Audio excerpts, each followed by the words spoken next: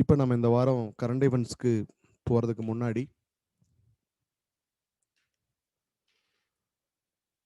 போன வருஷம் 2020 மார்ச் 25ஆம் தேதி நம்ம எங்கே தொடங்கணுமோ திரும்பவும் அதே மாதிரியான ஒரு அன்வான்ட் சுச்சுவேஷன் நமக்கு வந்துருச்சு. ஏற்கனவே நம்ம டைரெக்டாக பண்ணிட்டு இருந்த எல்லா கிளாஸும் இப்போ முடக்கப்பட்டு ஆன்லைன் கிளாஸஸ் மட்டும்தான் நடத்த முடியுங்கிற ஒரு சூழ்நிலை ஏற்பட்டுருச்சு. இப்போ குறிப்பாக அந்த எஃப் கிளாஸ்க்கு வர்ற வெள்ளிக்கிழமை ஸ்பெஷல் கிளாஸ்ன்னு சொல்லியிருந்தோம். அந்த ஸ்பெஷல் கிளாஸும் இப்போ இல்லை. ஏன்னா தமிழ்நாடு கவர்மெண்ட்டு ஸ்கூல் காலேஜஸ் எல்லாத்தையும் க்ளோஸ் பண்ணிட்டதுனால இந்த கோவிட்-19 செகண்ட் வேவ் வந்து ரொம்ப வேகமாக ஸ்ப்ரெட் ஆகிட்டு இருக்கிறதுனால நம்மளால் தொடர்ந்து நேரடி வகுப்புகளை நடத்த இயலவில்லை. இப்போ தான் ஆரம்பித்தோம், ஒரு 2 மாதம் இப்போ தான் ஆரம்பித்தோம். பட் ஆனால் அதுக்குள்ளே திரும்பவும் இப்படி ஒரு நிலை வரும்னு யாருக்கும் தெரியல. இருந்தாலும் நம்ம வந்து இனி எல்லா வகுப்புகளையும் கரண்ட் அஃபேர்ஸ் மட்டும் இல்லாமல் எல்லா வகுப்புகளையும் கண்டினியூவாக ஆன்லைனில் கொடுக்குற ஐடியா இருக்குது. தயவு செஞ்சு ஸ்டூடெண்ட்ஸ் அதுக்கு தகுந்த மாதிரியான மனநிலையை வளர்த்துக்குங்க. உங்களுடைய எக்யூப்மெண்ட்ஸ், உங்களுடைய செல்ஃபோனு, நெட்வொர்க் இது எல்லாத்தையும் கொஞ்சம் நல்லபடியாக வச்சுக்க, நல்ல நெட்வொர்க் இருக்கிற மாதிரி இருந்துக்குங்க. வேறு வழி இல்லை. நமக்கு திரும்பவும் இந்த ப்ராப்ளம் எப்போ சால்வ் ஆகும், திரும்ப எப்போ டைரக்ட் கிளாஸ்க்கு வருவோம் அப்படிங்கிறது நமக்கு தெரியல. ரொம்ப சீக்கிரமே நம்ம அந்த டைரக்ட் கிளாஸ்க்கு வரணும் அப்படின்னு கடவுளை வேண்டிக்குவோம்.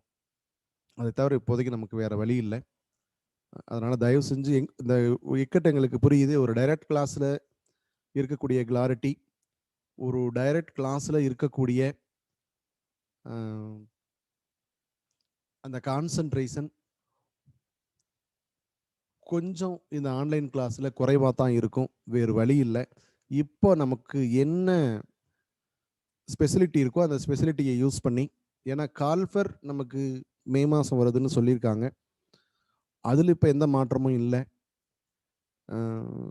மே மாதம் கால்ஃபர் வந்துருச்சுன்னா ஜூலை அல்லது ஆகஸ்ட் மிடில் நமக்கு எக்ஸாம் இருக்கும். அதனால் நம்முடைய படிப்பில் எந்த விதமான தொய்வும் ஏற்பட்டுறக்கூடாது, எந்த இடத்துலையும் பின்வாங்கிடக்கூடாதுங்கிறதுனால நம்ம கிளாஸை தொடர்ந்து ஆன்லைனில் கொடுப்போம்.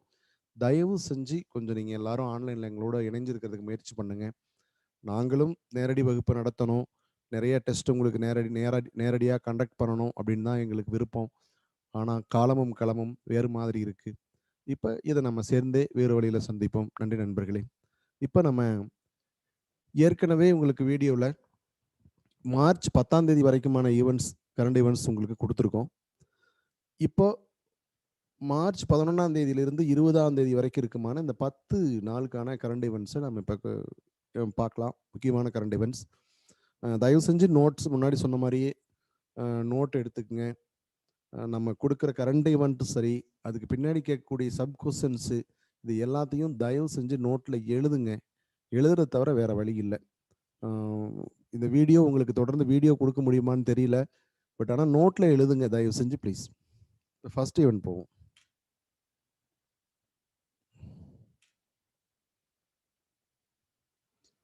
2021 உலக மகிழ்ச்சி அட்டவணை, வேர்ல்ட் ஹாப்பினஸ் இண்டெக்ஸ் 2021.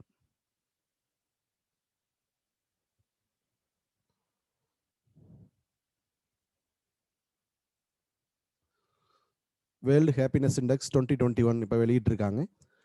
அந்த அட்டவணையில் ஃபர்ஸ்ட் பிளேஸில் இருக்கக்கூடிய கண்ட்ரி ஃபின்லாந்து. அதாவது உலகத்திலேயே மகிழ்ச்சியாக இருக்கக்கூடிய நாடுகள், உலகத்திலேயே மகிழ்ச்சியாக இருக்கக்கூடிய நாடுகளை பட்டியலிட்டா அந்த பட்டியலில் முதலிடத்தில் இருக்கிறது ஃபின்லாந்து. இந்தியாவினுடைய இடம் 139வது இடம். அதாவது இந்த அட்டவணைக்கு மொத்தம் பரிசீலனைக்கு எடுத்துக்கொள்ளப்பட்ட நாடுகளே 149 நாடுகள் தான். 149 நாடுகள்ல நம்ம எத்தனையாவது இடத்துல இருக்குங்க? 139வது இடத்துல இருக்கும். சரிங்களா?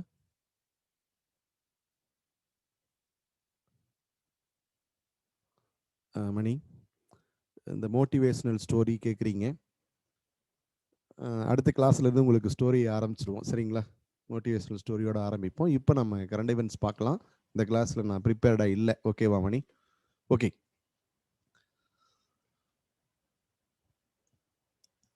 இதில் நம்மளை விட பாகிஸ்தான் முன்னாடி இருக்கு. பாகிஸ்தானோட இடம் 105. பாகிஸ்தான் இந்தியர்களை விட பாகிஸ்தானியர்கள் மகிழ்ச்சியாக இருக்கிறாங்க அப்படின்னு இந்த அட்டவணை சொல்லுது.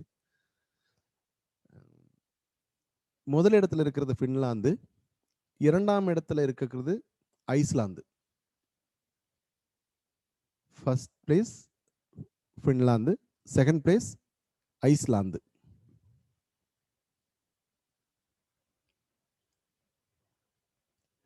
இந்த அட்டவணைக்கு எந்த ஒரு கருத்தை அடிப்படையாக எடுத்துக்கிட்டாங்க அப்படின்னா, கோவிட்-19 அந்த கோவிட்-19 பரவலை தடுப்பதில் மிகச் சிறப்பாக பங்காற்றிய நாடுகள். இந்த கோவிட்-19 அதை மட்டும்தான் இப்போ அளவீடா எடுத்துக்கிட்டாங்க. இந்த கோவிட்-19 தடுப்பதில் மிகச்சிறந்த பங்காற்றிய நாடுகள் அப்படின்னு வரிசைப்படுத்திருக்காங்க. இந்த வருஷம் எடுத்துக்கிட்டது கோவிட்-19 தான். சரிங்களா? சரி, இப்போ அடுத்த கேள்விக்கு போவோம்.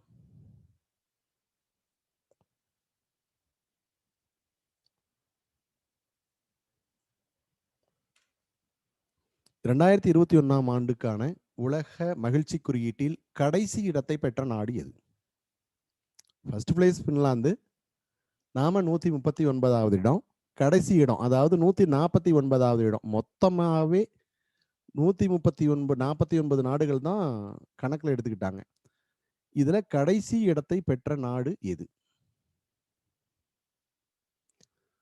Very good Rajkumar, Sureshkumar. Yes, fantastic fantastic. Answer பண்ற அத்தனை பேரும் கரெக்டான ஆன்சர் பண்ணீங்க. சரியான ஆப்ஷன் ஆப்கானிஸ்தான். உலக மகிழ்ச்சி குறியீட்டில் 2021ஆம் ஆண்டு உலக மகிழ்ச்சி குறியீட்டில் கடைசி இடத்தை பெற்ற நாடு ஆப்கானிஸ்தான். முதலிடம் பின்லாந்து, இரண்டாம் இடம் ஐஸ்லாந்து, 139ஆம் இடம் இந்தியா, 149ஆம் இடம் அதாவது கடைசி இடம் ஆப்கானிஸ்தான். சரி, அடுத்த ஈவெண்ட் சர்வதேச மகிழ்ச்சி நாள், இன்டர்நேஷனல் டே ஆஃப் ஹாப்பினஸ் என்னைக்கு நம்ம அனுசரிக்கப்பட்டதுங்க?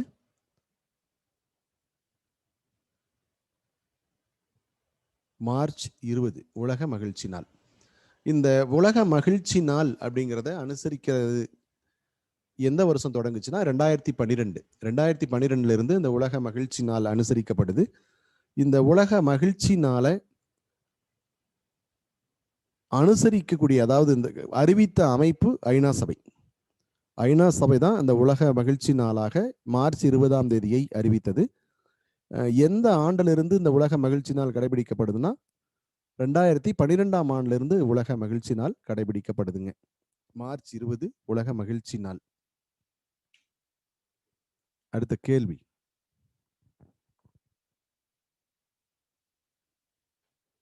ரெண்டாயிரத்தி 21ஆம் ஆண்டுக்கான உலக மகிழ்ச்சி நாளின் கருப்பொருள் என்ன? தீம் 2021 உலக மகிழ்ச்சி நாளின் கருப்பொருள் என்னன்னு கேட்டிருக்கோம்.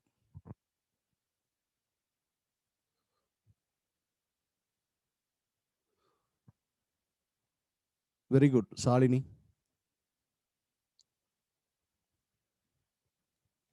சாலினி கரெக்டான ஆன்சர் சொல்லியிருக்கீங்க. ஒரே ஒருத்தர் மட்டும்தான் அது வரைக்கும் கரெக்டான ஆன்சர் சொல்றீங்க.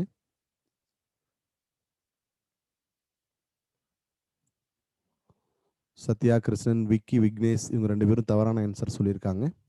ஓகே, ஷாலினிக்கு வாழ்த்துக்கள்.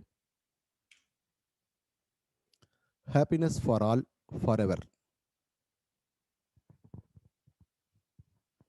2021ஆம் ஆண்டுக்கான உலக மகிழ்ச்சி நாளின் கருப்பொருள் happiness for all forever அப்படிங்கிறது.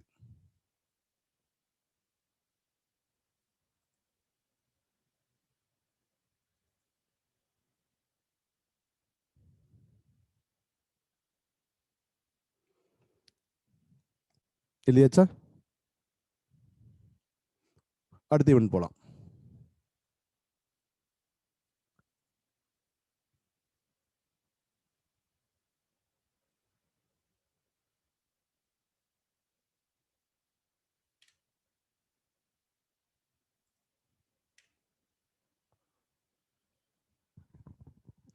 2021 சாகித்ய அகாடமி விருதுகள். சமீபத்தில் 2021 ஆண்டுக்கான சாகித்ய அகாடமி விருதுகள் அறிவிக்கப்பட்டிருக்குங்க. இந்த சாகித்ய அகாடமியை பொறுத்த வரைக்கும் இலக்கியத்துக்கென வழங்கப்படக்கூடிய இந்தியாவின் 2வது மிக உயர்ந்த விருது. இலக்கியத்துக்கென வழங்கப்படும் இந்தியாவின் மிக உயர்ந்த 2வது விருது. அப்ப முதல் விருது என்னன்னு சொல்லுங்க.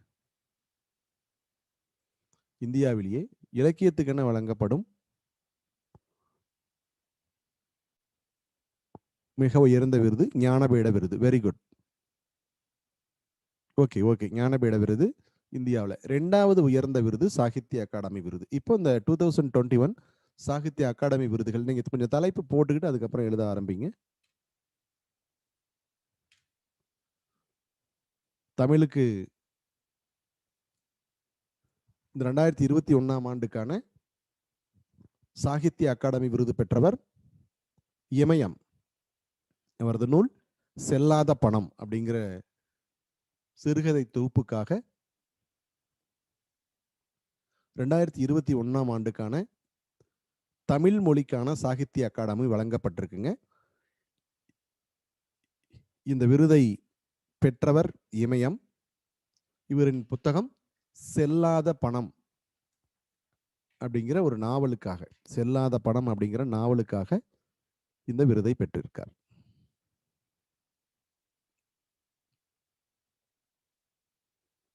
(2021) தமிழுக்கான சாகித்ய அகாடமி விருது இமயம்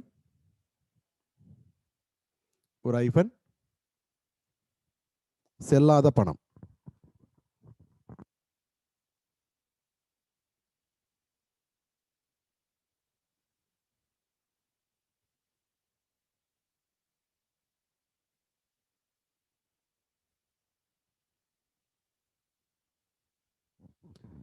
எழுதிட்டீங்களா?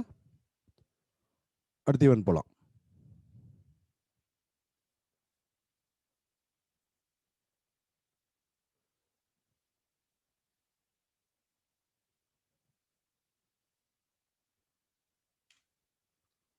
(2019) ஆண்டுக்கான தமிழ் சாகித்ய அகாடமி விருது யாருக்கு வழங்கப்பட்டது?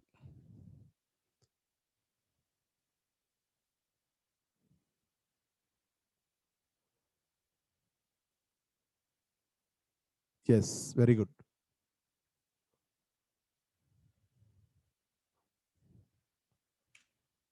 சோ தர்மன். சோ தர்மன் அப்படிங்கிறவர் 2019 ஆண்டுக்கான தமிழ் சாகித்ய அகாடமி விருது வென்றார். இவர் எந்த நூலுக்காக? சூல் அப்படிங்கிற நூலுக்காக 2019 ஆண்டுக்கான தமிழ் சாகித்ய அகாடமி விருது வழங்கப்பட்டது சோ தர்மன் அவர்களுக்கு. ஓகே, சரி. இப்போ நான் இதில் இல்லாத ஒரு கேள்வி கேட்கிறேன், உங்களால பதில் சொல்ல முடியுமான்னு பாருங்க. 1955 ஆண்டு தமிழுக்கான முதல் சாகித்ய அகாடமி விருதை வென்றவர் யார்? இயர் 1955. தமிழுக்கான முதல் சாகித்ய அகாடமி விருதை வென்றவர் S Vignesh. Very good. Subramani, Priyanka. Okay. Ra Pi Sethupillai. Ra Pi Sethupillai அப்படிங்கிற ஒருத்தர் தமிழ் இன்பம் அப்படிங்கிற ஒரு நூலுக்காக தமிழுக்கான முதல் சாகித்ய அகாடமி விருது வென்றவர் ரா பி சேதுப்பிள்ளை. நூல் தமிழ் இன்பம். இயர் 1955. தமிழ் இன்பம், ரா பி சேதுப்பிள்ளை. ஆண்டு 1955. சரி, எழுந்து அடுத்து இவன் போலாம்.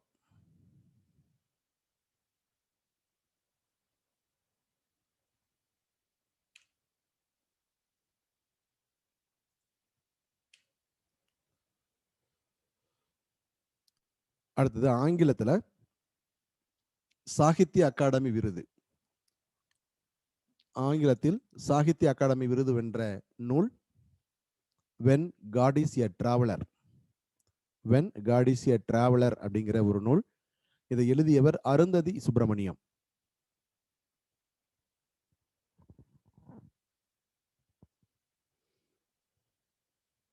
ஆங்கிலத்தில் சாகித்ய அகாடமி விருது வென்ற நூல் when God is a traveller.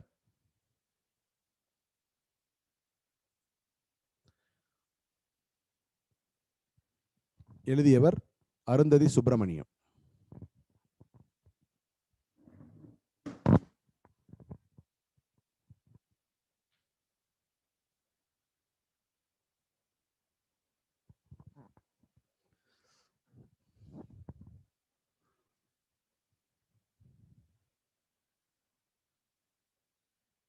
எழுதிட்டீங்களா? போலாம் அடுத்ததுக்கு. முதல்ல தமிழுக்கு பார்த்தோம். இமயம் செல்லாத பணம்ங்கிற நாவலுக்கு. ஆங்கிலம் அருந்ததி சுப்பிரமணியம். புத்தகம் when God is a traveller.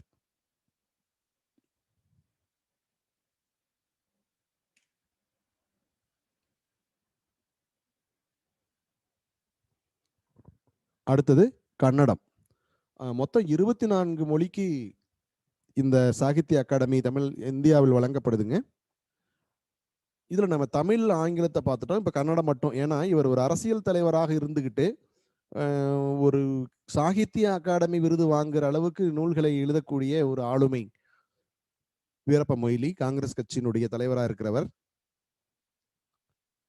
இவர் எழுதிய நூல் ஸ்ரீ பாகுபலி அஹிம்சா திக் விஜயம் அப்படிங்கிற நூலுக்காக கன்னடத்துக்கான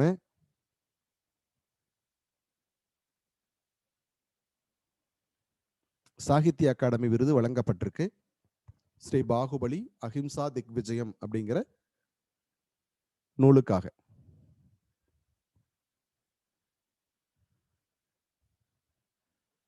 தமிழ், ஆங்கிலம், கன்னடம் 3 மொழிக்காக மட்டும் நம்ம சொல்றோம். கன்னடத்துல கூட நம்ம சொல்ல வேண்டாம். திக்விஜய் சிங் இவங்க வீரப்ப மொய்லி ஒரு பெரும் அரசியல் தலைவர் இந்த புத்தகத்தை எழுதினதுனால அவருக்கு இந்த விருது வழங்கப்பட்டதனால இதை நம்ம சொல்றோம். கன்னட மொழிக்கானது நூல் ஸ்ரீ பாகுபலி அஹிம்சா திக் விஜயம், Veerappa Moily.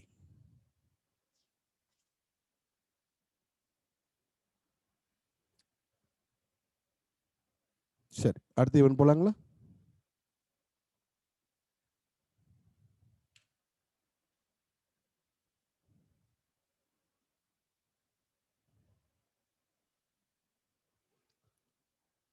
One nation one ration card, அந்த ஒரே தேசம் ஒரே குடும்ப அட்டை முறையை எளிதாக்குறதுக்காக ஒரு மொபைல் ஆப் தொடங்கப்பட்டிருக்கு.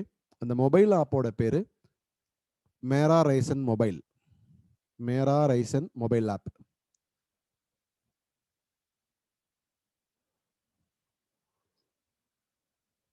ஒரு தேசம் ஒரு குடும்ப அட்டை முறைக்கு தொடங்கப்பட்டுள்ள ஒரு தேசம் ஒரு குடும்ப அட்டை முறைக்காக தொடங்கப்பட்டுள்ள செல்போன் செயலி.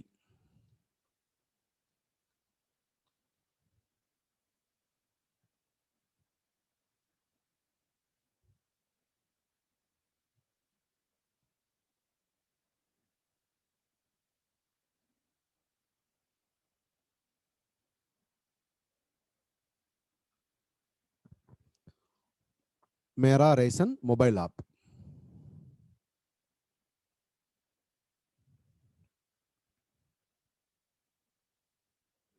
ஒரு தேசம் ஒரு குடும்ப அட்டை முறையை முறைக்காக தொடங்கப்பட்டுள்ள செல்போன் செயலி மேரா ரேஷன் மொபைல் ஆப். எழுதியாச்சா?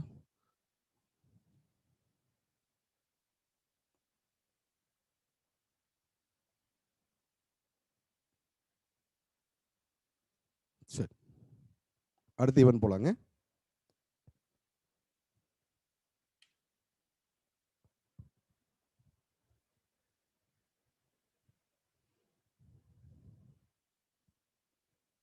சொல்லுங்க ஆன்சர். ஒரே நாடு ஒரே ரேஷன் அட்டை திட்டம் அமலுக்கு வந்த தினம் எது?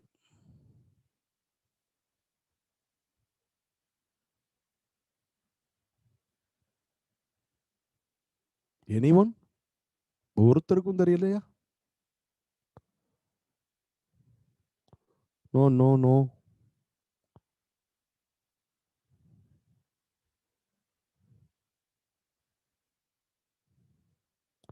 ஒருத்தராவது ஆன்சர் கரெக்டா சொல்றீங்களான்னு பார்க்குறேன். சொல்ற வரைக்கும் இல்ல. இதுவரைக்கும் சொன்னதுல யாருதுமே சரியான ஆன்சர் இல்ல.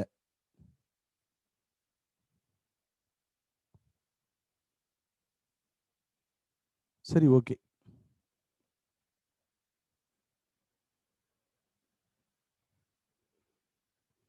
2020 ஆகஸ்ட் 1.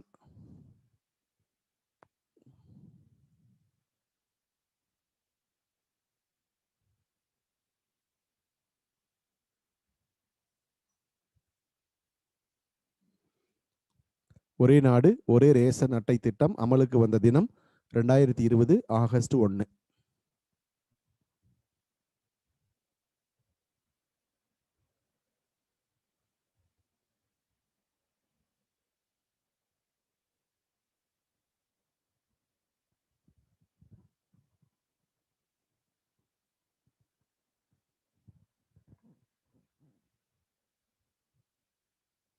சரி, அடுத்த ஈவென்ட் போலாங்களா?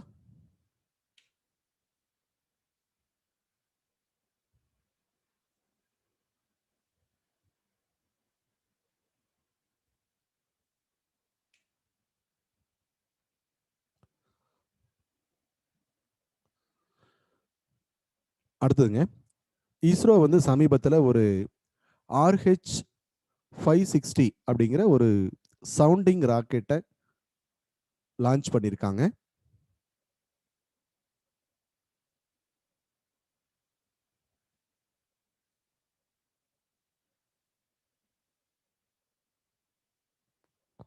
இந்த RH அப்படின்னா அந்த நீங்க இப்ப முதல்ல எழுதிக்கங்க, அப்புறமா எக்ஸ்பிளைன் பண்றேன். இஸ்ரோ சமீபத்தில் ஏவியுள்ள sounding rocket RH 560.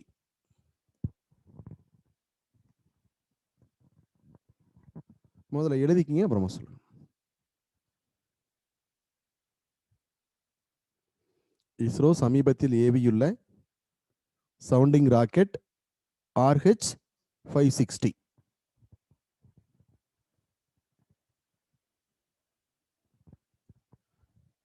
First sounding rocket அப்படி மீன்ஸ், சவுண்டிங் ராக்கெட்னா சோதனை ராக்கெட். சவுண்டிங் மீன்ஸ் சோதனை ராக்கெட் அப்படின்னு தான் பேருங்க. ஒரு சோதனைக்காக ஏவப்பட்டுள்ள இது ஒரு ராக்கெட்டு. இந்த ராக்கெட்ல வேற எந்த சேட்டலைட்டோ வேற எதுவுமே ஃபிக்ஸ் பண்ண மாட்டாங்க.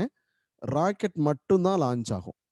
இந்த ராக்கெட்லயே கருவிகள், மற்ற கருவிகள்லாம் பொருத்திருப்பாங்க. இதுல வேற என்ன விதமான சேட்டலைட்டோ வேற எதுவுமே பொருத்திருக்க மாட்டாங்க. இந்த ராக்கெட்டுக்குள்ளேயே கருவிகள் பொருத்திருப்பாங்க. இது கிட்டத்தட்ட இது சோதனை ராக்கெட் அப்படின்னு தான் பேரு.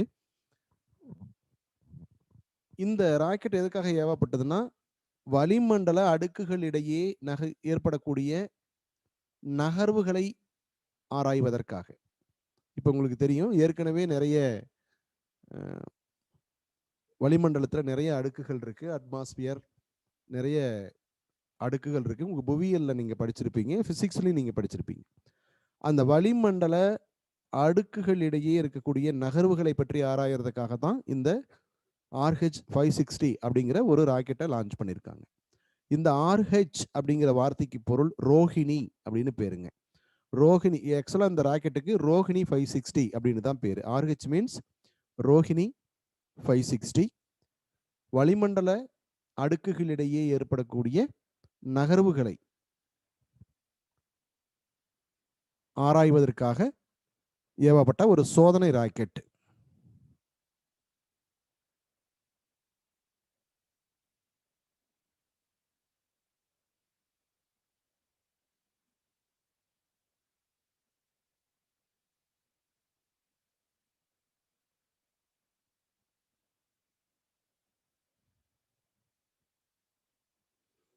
சரி, போலாங்களா அடுத்ததுக்கு? RH 560னா ரோஹிணி 560 அப்படின்னு பேர்.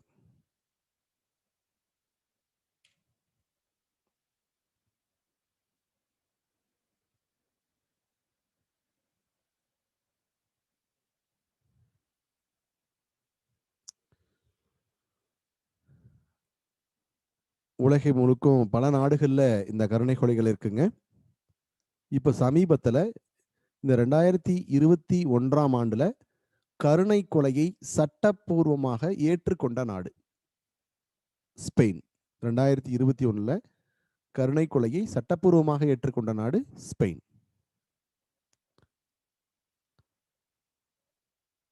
அதாவது குணமாக்கவே இயலாத நோய்களால் அவதிப்படக்கூடிய நோயாளிகளை சட்டப்பூர்வமாக மருத்துவ முறையில் கொல்வதற்கான ஒரு சட்டம் இது. இனிமேட்டுக்கு குணப்படுத்தவே முடியாது இந்த பேஷண்ட்டை அப்படிங்கிற ஒரு இக்கட்டான சூழ்நிலை இருக்கக்கூடிய நோயாளிகளை அவங்க வழியில் இருந்து விடுவிப்பதற்காக உலகில் பல நாடுகளில் இந்த சட்டம் இப்போ இருக்கு. பட் இந்த 2021 இதை ஏற்றுக்கிட்ட நாடு ஸ்பெயின். கருணை கொலையை சட்டப்பூர்வமாக்கியுள்ள நாடு 2021 கருணை கொலையை சட்டப்பூர்வமாக்கியுள்ள நாடு ஸ்பெயின்.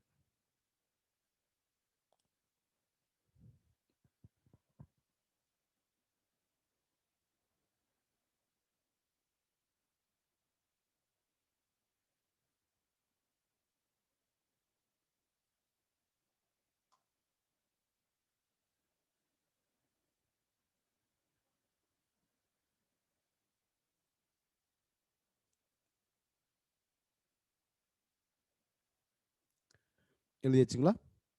2021 கருணை கொலையை சட்டப்பூர்வமாக்கியுள்ள நாடு ஸ்பெயின். அடுத்த இவன் போலாமா?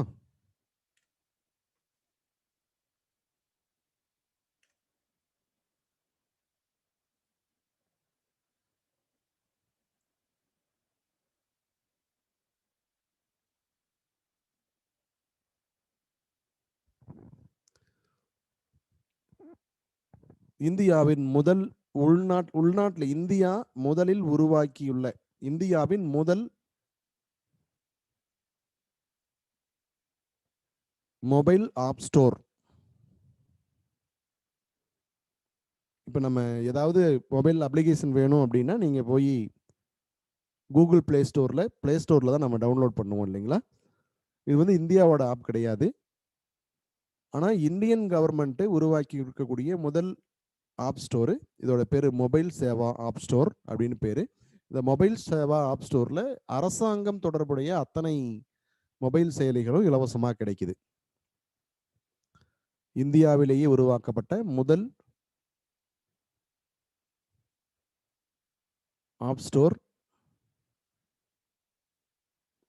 மொபைல் சேவா ஆப் ஸ்டோர் அப்படின்னு பேர். இது உருவாக்குனது இந்திய அரசாங்கம்.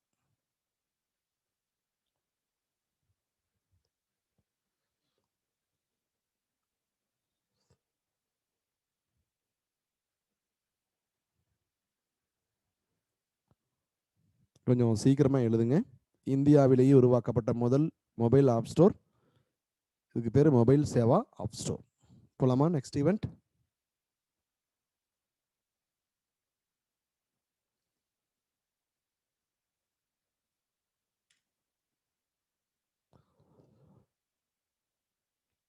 இதை வரிசையாக எழுதிக்கிங்க. இதில் 2-3 டேட்டாஸ் இருக்கு. உலக காற்று தர அறிக்கை, world air quality report 2020.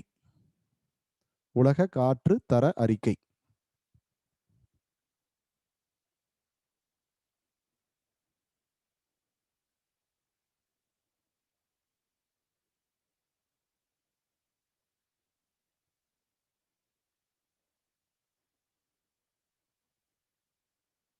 One by ஒன்னா எழுதிக்கிங்க.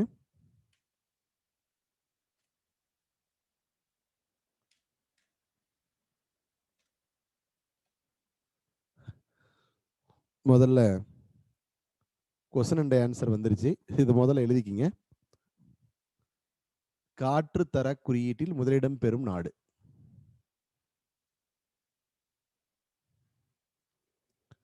உலகத்திலேயே மிகவும் சுத்தமான காற்று எந்த நாட்டில் இருக்கு?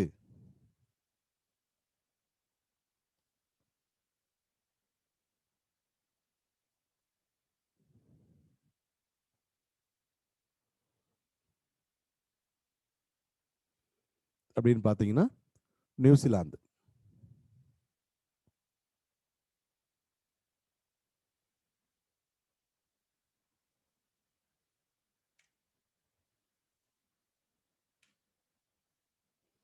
உலகின் மிக மாசுபட்ட தலைநகரம்,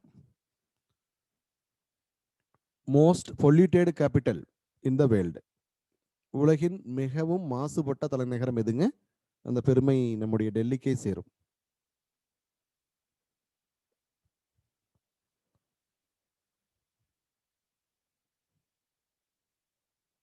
தூய்மையான காற்று உள்ள நாடு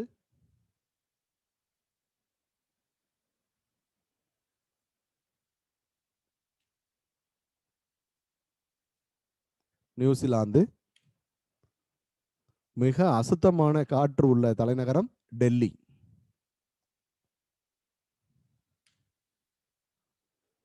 சரி, நம்மளை விட ஒரு அண்ணன் இருக்கா. சீனாவினுடைய ஹோடன் நகரம், உலகத்திலேயே மிக மோசமான காற்று மாசு, உலகத்திலேயே மிக மோசமான காற்று மாசு அப்படின்னு மாசுபட்ட நகரம் அப்படின்னா ஹோடன். ஹோடன் அப்படிங்கிற ஒரு நகரம் தான் உலகத்திலேயே மிகவும் மோசமான காற்று மாசடைந்த நகரம். டெல்லியை பொறுத்த வரைக்கும் தலைநகரங்கள்ல மிக மோசமா இருக்கிறது டெல்லி. உலகத்தில் இருக்கக்கூடிய நாடுகளின் தலைநகரங்கள் எடுத்துக்கிட்டீங்கன்னா அதுல மிக மோசமான காற்று மாசு இருக்கிறது டெல்லியில. ஆனா உலகத்தில் இருக்கிற நகரங்கள்லயே காற்று மாசால மிக மோசமாக பாதிக்கப்பட்ட நகரம் அப்படின்னா ஹோடன். கேட்கிற கேள்வி தலைநகரமா வெறும் நகரமான்னு கொஞ்சம் யோசிச்சு நல்லா கவனமா பார்க்கணும். நகரம்டா ஹோடன் சீனா, தலைநகரம்னா டெல்லி. இதுல 2ஆம் இடத்துல இருக்கக்கூடிய பெருமை காசியாபாத் இந்தியாவுக்கு சேரும்.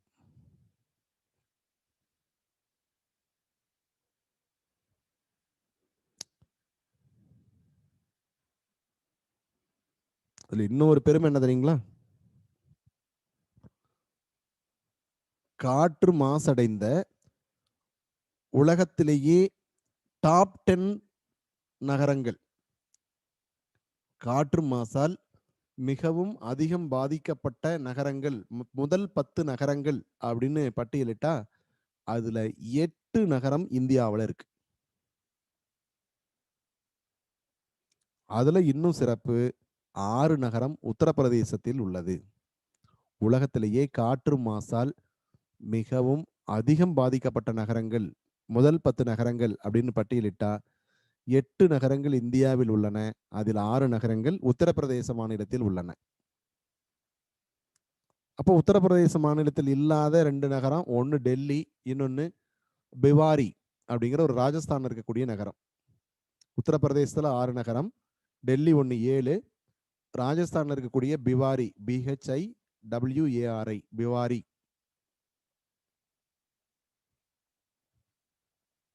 சரி, இப்போ இதை பத்தி என்னென்ன ஒரு தடவை ரிமெம்பர் பண்ணி பாருங்க.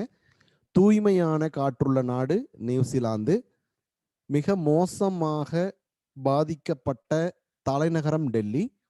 மிக மோசமாக பாதிக்கப்பட்ட நகரம் ஹோடன் சீனா. 2ஆம் இடத்துல இருக்கிறது காசியாபாத். உலகத்துல காற்று மாசால் அதிகம் பாதிக்கப்பட்ட முதல் 10 நகரங்கள்ல 8 நகரங்கள் இந்தியாவில் இருக்கு. அதுல 6 நகரங்கள் உத்தரப்பிரதேசத்துல இருக்கு.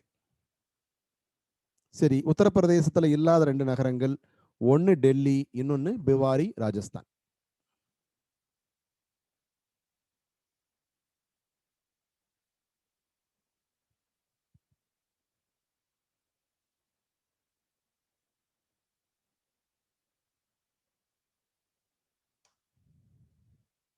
சொல்லுங்க தம்பி.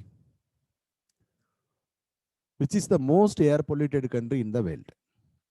ஒரு நண்பர் கேட்டிருக்காங்க. உலகிலேயே காற்று மாசால் மிகவும் அதிகம் பாதிக்கப்பட்ட நாடு எது? நம்ம இப்ப நகரங்களை பத்தி பார்த்துக்கிட்டு இருக்கோம். நாடு எதுன்னு கேட்குறாங்க. தெரிந்தவர்கள் பதில் சொல்லுங்க.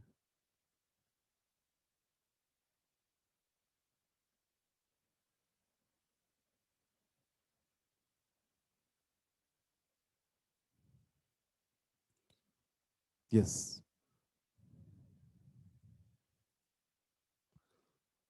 சீனா தான் உலகத்திலேயே காற்று மாசால் மிகவும் அதிகம் பாதிக்கப்பட்ட நகரம், நாடு. காற்று மாசால் உலகில் அதிகம் பாதிக்கப்பட்ட நாடு சீனா.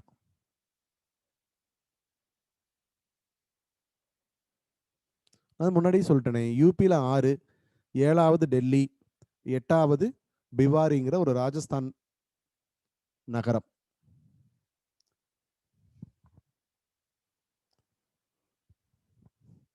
ஓகே, அடுத்து இவன் போலாமா?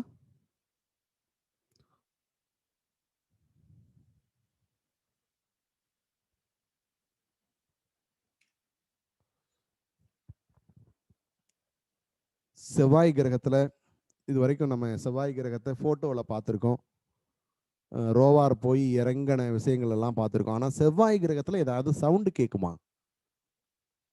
அப்படின்னு முதல் முறையாக அந்த செவ்வாய் கிரகத்தில் இருக்கக்கூடிய ஒளியை பதிவு செய்து நமக்கு அனுப்பியிருக்கு நாசாவோட விண்கலம் பெர்சவரன்ஸ்.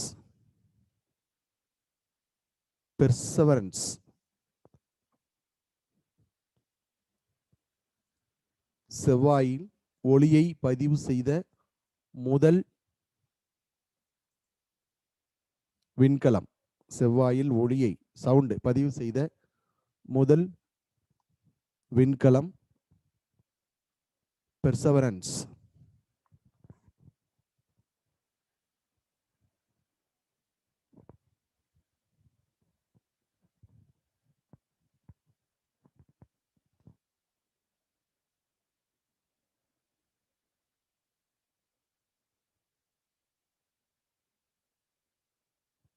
செவ்வாயின் ஒளியை பதிவு செய்த முதல் விண்கலம் பெர்சவரன்ஸ். இந்த விண்கலத்தை அனுப்பியுள்ள நாடு யுஎஸ்ஏ.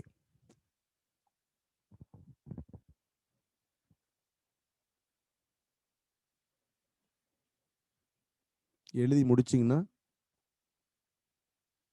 எனக்கு சாட் பண்ணுங்க, அடுத்ததுக்கு போய்க்கலாம், டைம் வேஸ்ட் பண்ண வேண்டாம்.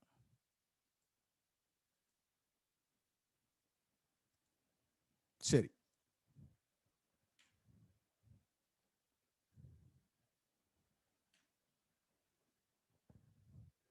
இந்த கேள்விக்கு ஆன்சர் பண்ணுங்க.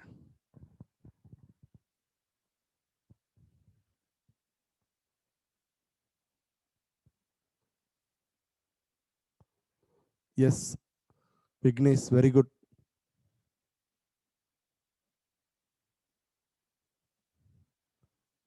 எஸ்,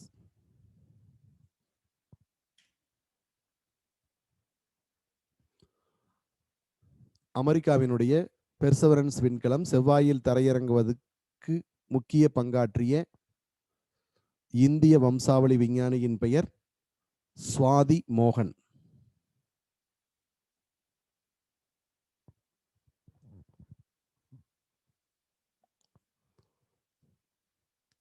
அமெரிக்காவின் பெர்சவரன்ஸ் விண்கலம் செவ்வாயில் தரையிறங்க முக்கிய பங்காற்றிய இந்திய வம்சாவளி விஞ்ஞானி சுவாதி மோகன்.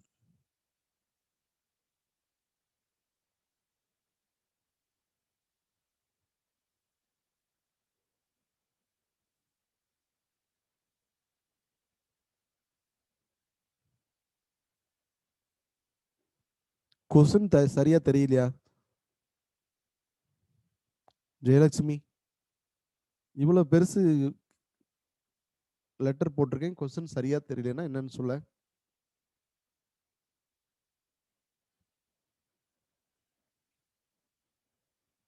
சரி, ஓகே, அடுத்ததுக்கு போலாம்.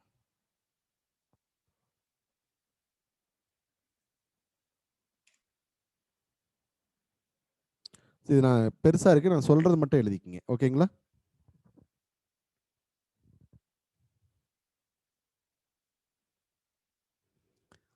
இந்தியாவின் கிராமப்புற பெண்களின்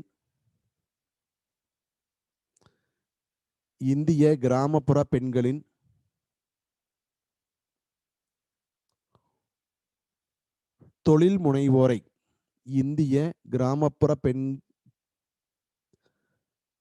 இந்தியாவின் கிராமப்புற பெண்கள் தொழில் முனைவோரை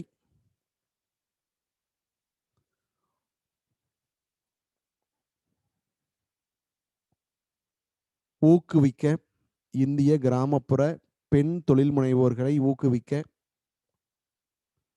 ஐநா சபை தொடங்கியுள்ள திட்டம்.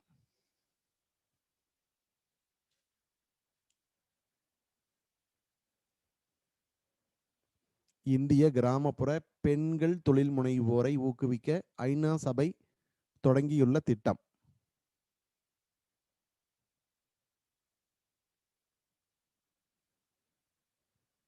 இதோட பேரு சாஹி திசா.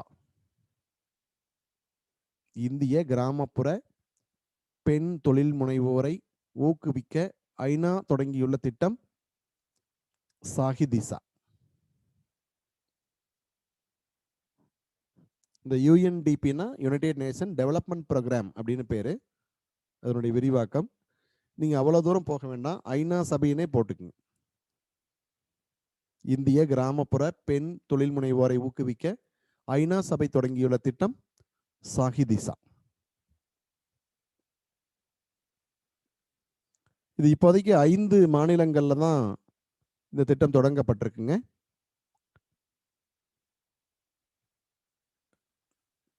இந்தியாவோட 5 மாநிலங்கள்ல தான் தொடங்கியிருக்காங்க. இந்த மாநிலங்கள் எழுதிக்கிங்க. டெல்லி, ஹரியானா,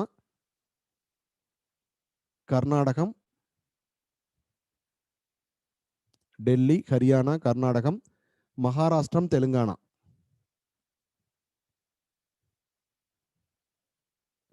டெல்லி, ஹரியானா, கர்நாடகம், மகாராஷ்டிரம், தெலுங்கானா.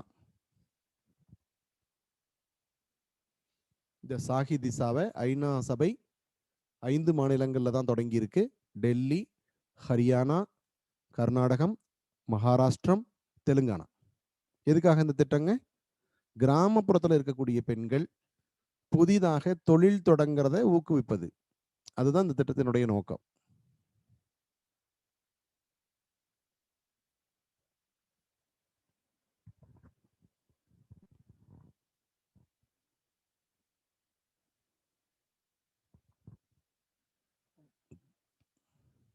ஓகே, அடுத்தது போலாம்ல. விக்னேஷ் போலான்ட்டாங்க. ஓகே,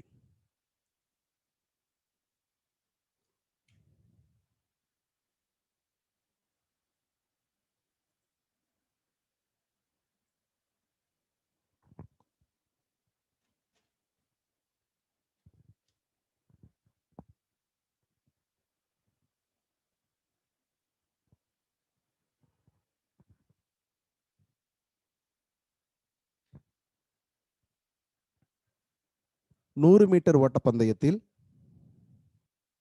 100 மீட்டர் ஓட்டத்தில் சாதனை புரிந்த தமிழக பெண்.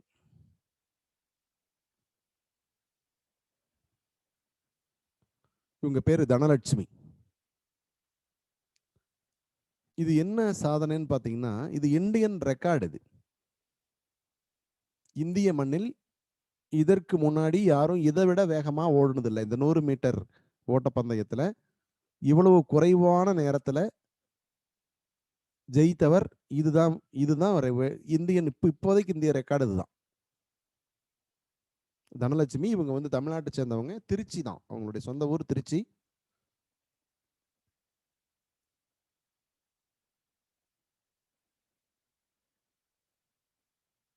பாட்டியாலாவில் நடந்த ஃபெடரேஷன் கப் அத்லெட்டிக்ஸ் மீட்ல இந்த சாதனையை இவங்க புரிஞ்சாங்க.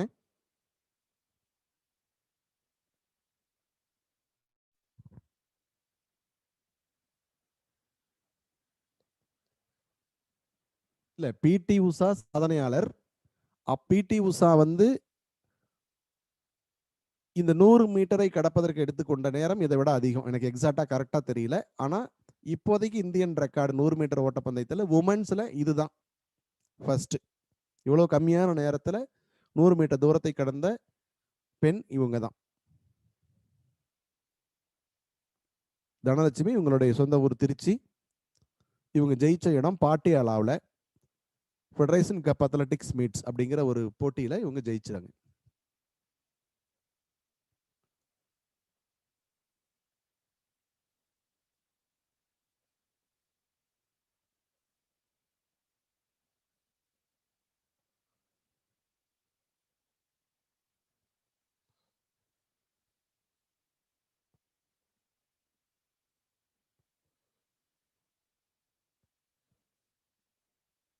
ஒரு நண்பர் சொல்லியிருக்காங்க, நிலா சொல்லியிருக்காங்க, பிடி உஷாவோட டைமிங்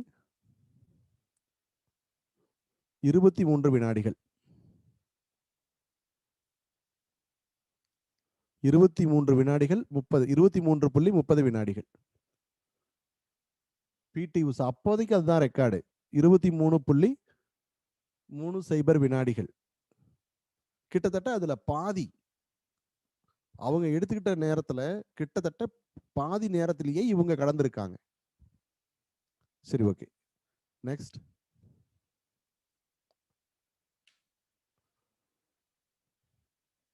இது ஒரு செய்தியா நீங்க வச்சுக்கங்க. சாலை விபத்து வழக்குகளில்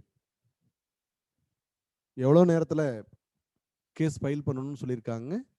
48 மணி நேரத்துல.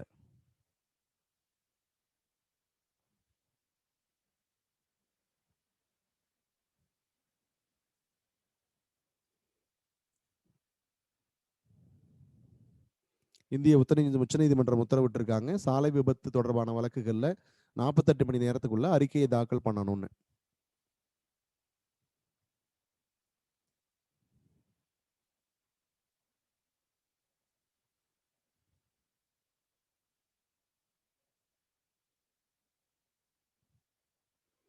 இந்த 48 மணி நேரங்கிறத மட்டும் ஞாபகம் வச்சுக்கங்க.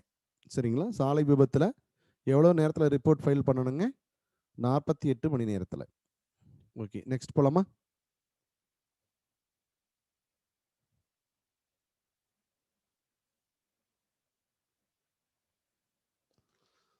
இதுல நம்ம ஞாபகம் வச்சுக்க வேண்டியது AEG12 அப்படிங்கிற புரதம். பல வைரஸ் நோய்களை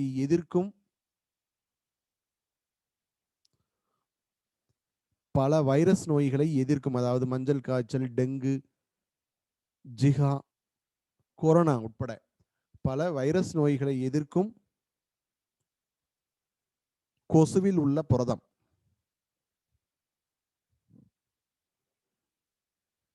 கொசுவில் இருந்து கண்டுபிடிக்கப்பட்டுள்ள ஒரு புரதம். பல வைரஸ்களை கொசுக்கள் தான் நமக்கு பரப்புது அப்படின்னு பார்த்தோம். இப்ப என்னன்னா வைரஸ்களையும் பாக்டீரியாக்களையும் பரப்புறதுல கொசுக்கள் தான் அதிக முக்கியத்துவம் அப்படின்னு பார்த்துருக்கோம். ஆனா அந்த வைரஸ்களை எதிர்ப்பதற்கே கொசுவில் ஒரு மருந்து இருக்கு. கொசுவில் இருக்கக்கூடிய ஒரு புரதம் இந்த வைரஸ் நோய்களை எதிர்க்குது அப்படின்னு கண்டுபிடிச்சிருக்காங்க. அந்த புரதத்தினுடைய பெயர் AEG12 அப்படிங்கிற புரதம்.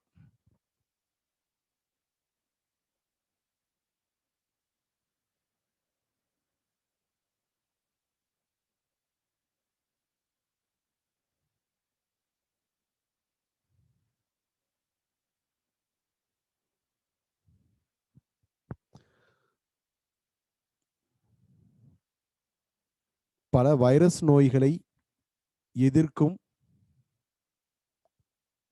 கொசு புரதம் அப்படின்னு எழுதி, கொசுவில் உள்ள புரதம். பல வைரஸ் நோய்களை எதிர்க்கும் கொசுவில் உள்ள புரதம் AEG12.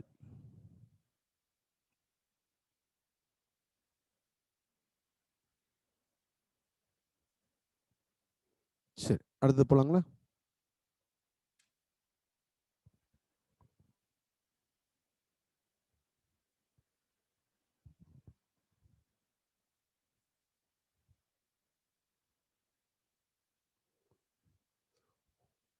உலகிலேயே மிகப்பெரிய ஆயுத இறக்குமதியாளர், லார்ஜஸ்ட் ஆர்ம்ஸ் இம்போர்ட்டர் அப்படின்னு பார்த்தீங்கன்னா ஃபர்ஸ்ட் பிளேஸ்ல சவுதி அரேபியா இருக்கு, செகண்ட் பிளேஸ்ல இந்தியா இருக்கு. உலகத்திலேயே மிக அதிகமான ஆயுதங்களை இறக்குமதி செய்யும் நாடுகள்.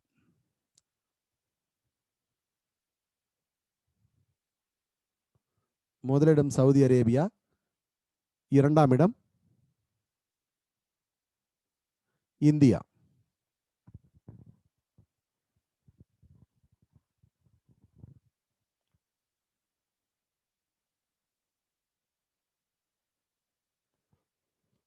ராஜபாண்டே, கொஞ்சம் உங்க டிவைஸை செக் பண்ணுங்க. நான் இங்க கரெக்டா சவுண்ட் வச்சு நானும் ஒரு டிவைஸ்ல அதை லெசன் பண்ணிக்கிட்டு தான் இருக்கேன். உங்க இதுல ஏதோ ப்ராப்ளம் இருக்கு, கொஞ்சம் செக் பண்ணிக்கோங்க.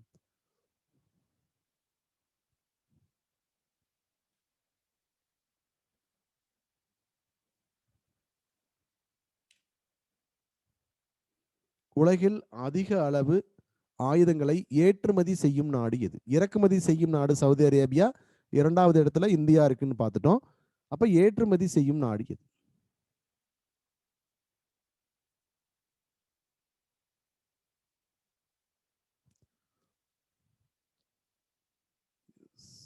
யுஎஸ்ஏ. Correct answer America. நிறைய பேர் கரெக்ட் ஆன்சர் சொல்லியிருக்கீங்க. நிறைய பேர் ரஷ்யாவை சொல்லியிருக்கீங்க. அது ஒரு வகையில் கரெக்டான ஆன்சர். முதல்ல இதை எழுதுங்க. உலகில் அதிக அளவு ஆயுதங்களை ஏற்றுமதி செய்யும் நாடு அமெரிக்கா. அதிக அளவில் இந்தியாவுக்கு ஏற்றுமதி செய்யும் நாடு ரஷ்யா.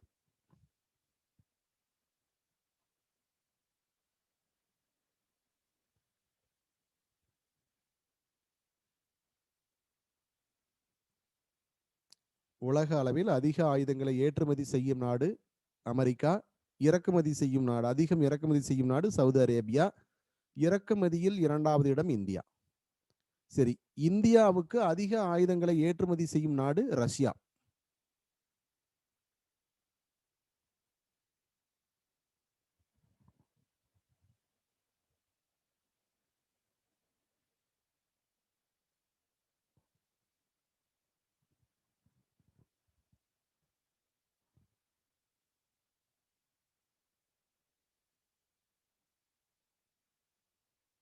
மறுபடியும் ரிப்பீட் பண்ணணுமா? உலகில் அதிக ஆயுத இறக்குமதி செய்யும் நாடு சவுதி அரேபியா. எழுதி முடிச்சிருப்பீங்க. 2வது இடத்துல அதிக அளவு இறக்குமதியில 2வது இடத்துல இருக்கிற நாடு இந்தியா. உலகில் அதிக அதிக ஆயுத ஏற்றுமதி செய்யும் நாடு அமெரிக்கா. இந்தியாவுக்கு அதிக அளவில் ஆயுதம் ஏற்றுமதி செய்யும் நாடு ரஷ்யா. இந்தியா எந்த நாட்டுக்கிட்ட இருந்து அதிக ஆயுதங்கள் வாங்குதுன்னா ரஷ்யா கிட்ட இருந்து.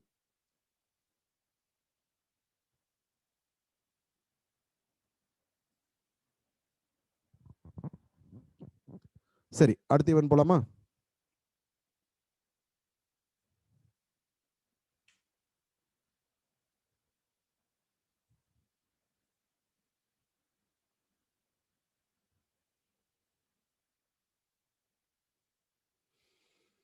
சர்வதேச சூரிய சக்தி கூட்டணியில் இணைந்த புதிய நாடு. சர்வதேச சூரிய சக்தி கூட்டணியில் இணைந்த புதிய நாடு. சர்வதேச சூரிய சக்தி கூட்டணியில் இணைந்த புதிய நாடு.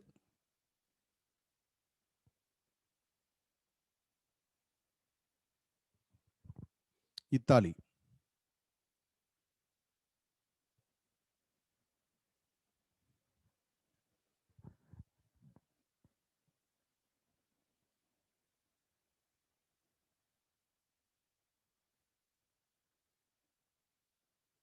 அதாவது ஐநா சபையில் இருக்கக்கூடிய நாடுகள் அனைத்தையும் சேர்த்து ஒரு புதிய கூட்டமைப்பு, அதாவது தூய்மையான எரிசக்தி அப்படிங்கிறதுக்காக ஒரு புதிய கூட்டமைப்பு 2005ஆம் ஆண்டு பாரிஸ் நகரத்தில் தொடங்கப்பட்டது. ஐநா சபையினுடைய உறுப்பு நாடுகள் எல்லாத்தையும் சேர்த்து அதில் இருக்கக்கூடிய உறுப்பு நாடுகள் கிட்டத்தட்ட 124 நாடுகள் இதுவரைக்கும் இதில் கையெழுத்திட்டு இருக்காங்க.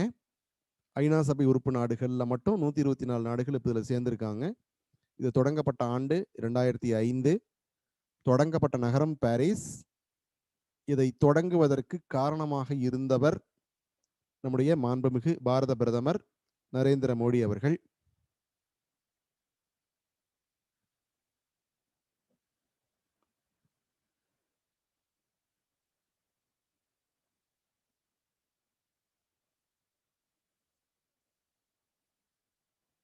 சாரி, 2015.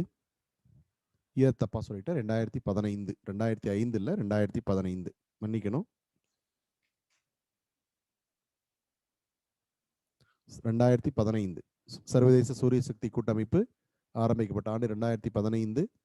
ஆரம்பிக்கப்பட்ட இடம் பாரிஸ். ஆரம்பிப்பதற்கு காரணமாக இருந்தவர் பாரத பிரதமர் நரேந்திர மோடி அவர்கள்.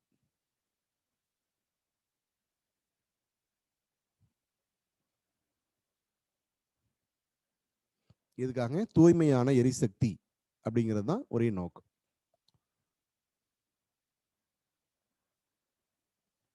சரி,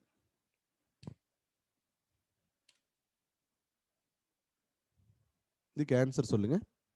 சர்வதேச சூரிய சக்தி கூட்டமைப்பின் தலைமையிடம் எங்குள்ளது? பல முறை நம்ம கிளாஸ்லயே கேட்டிருக்கோம். இது கேட்டு கேட்டு உங்களுக்கு போர் அடிச்சு போன ஒரு கேள்வி. எவ்வளவு பேர் ஆன்சர் சொல்றீங்கன்னு பார்ப்போம்.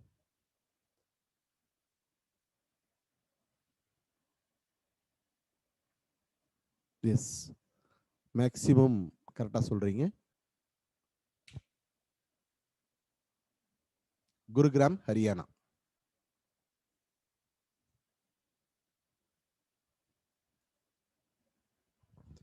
சர்வதேச சூரிய சக்தி கூட்டமைப்பின் தலைமையிடம் அமைந்துள்ள இடம் குருகிராம், ஹரியானா. பட் இது எங்கு தொடங்கப்பட்டதுன்னா பாரிஸ். தொடங்கப்பட்ட இடம் பாரிஸ். இப்போ அதனுடைய ஹெட் குவார்டர் இருக்கிறது குருகிராம்ல.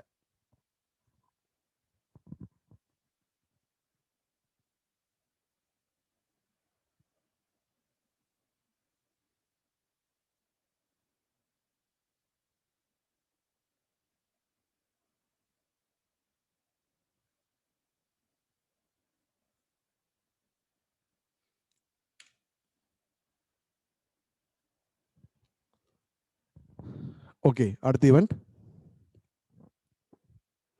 2021 மார்ச் 17 அன்று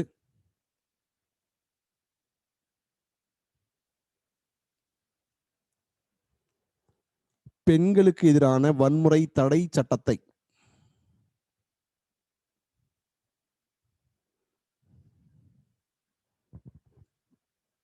2021 மார்ச் 17 அன்று பெண்களுக்கு எதிரான வன்முறை தடை சட்டத்தை நிறைவேற்றியுள்ள நாடு.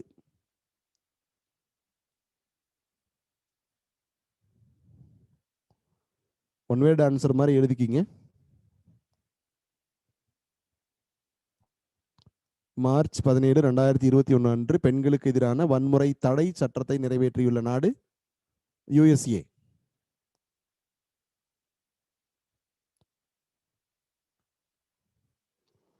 இந்த வன்முறை பெண்களுக்கு எதிரான வன்முறை தடை சட்டம் அப்படிங்கிறது பக்கத்தில் அந்த இங்கிலீஷில் இருக்கக்கூடிய அந்த அந்த சுருக்கத்தை போட்டுங்க, VAWA, violence against woman act.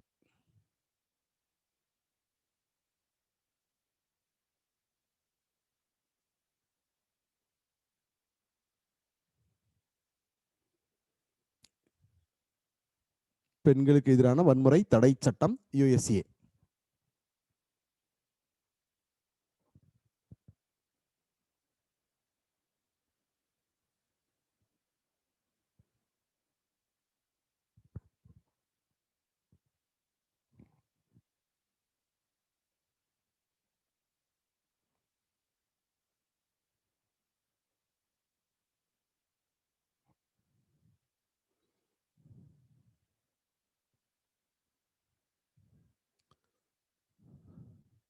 அடுத்தது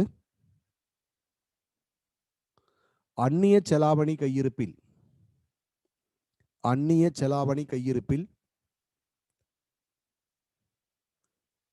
ரஷ்யாவை முந்தி 4வது இடத்தை பெற்ற நாடு. அந்நிய செலாவணி கையிருப்பில் ரஷ்யாவை முந்தி 4வது இடத்தை பெற்ற நாடு இந்தியா.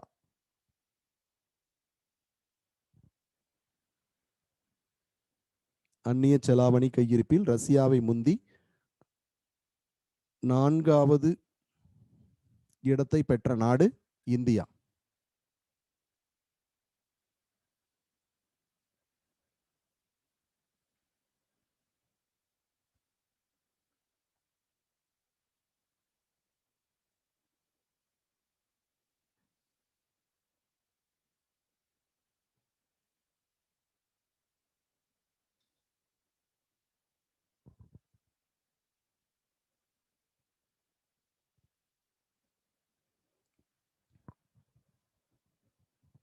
சொல்லுங்க சார், அந்நிய செலாவணின்னு என்ன?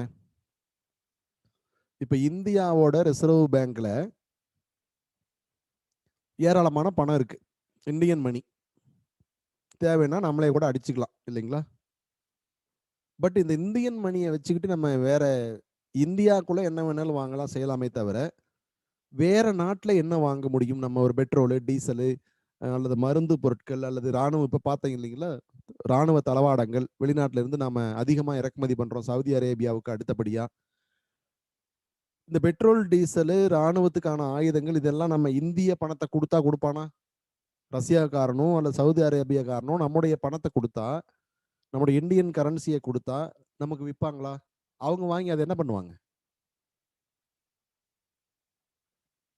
ஸோ உலக அளவுல உலக அளவுல நாடுகளுக்கு இடையேயான வர்த்தகத்துக்கு அதிகமாக பயன்படுவது என்னதுங்க? அமெரிக்க டாலர். இந்த போட்டோல கூட அதுதான் போட்டிருக்கும். American dollar.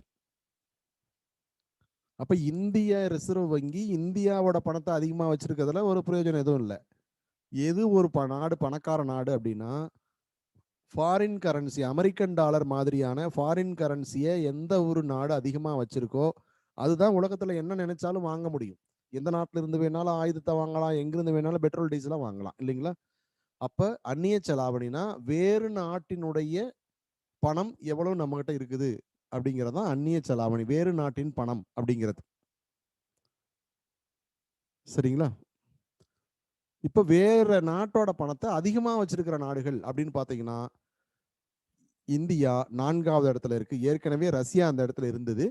இப்போ அந்த இடத்த ரிமூவ் பண்ணிட்டு இந்தியா 4வது இடத்துக்கு வந்துருச்சு. ரஷ்யாவை விட அதிகமான ஃபாரின் கரன்சி வெளிநாட்டு பணத்தை நம்ம நிறைய வச்சிருக்கோம் அப்படின்னு பொருள். சரிங்களா? அப்ப முதல் இடத்துல இருக்கும் நாடு எதுங்கிறது தான் கேள்வி.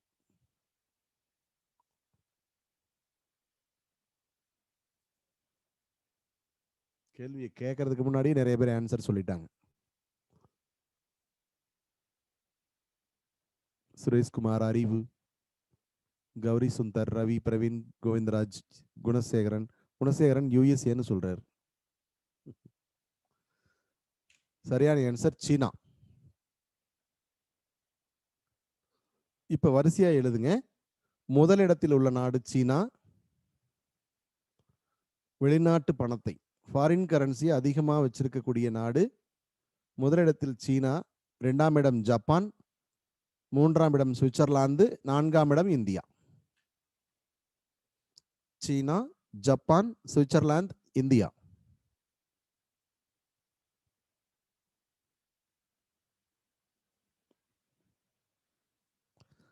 சீனா, ஜப்பான், சுவிட்சர்லாந்து, இந்தியா.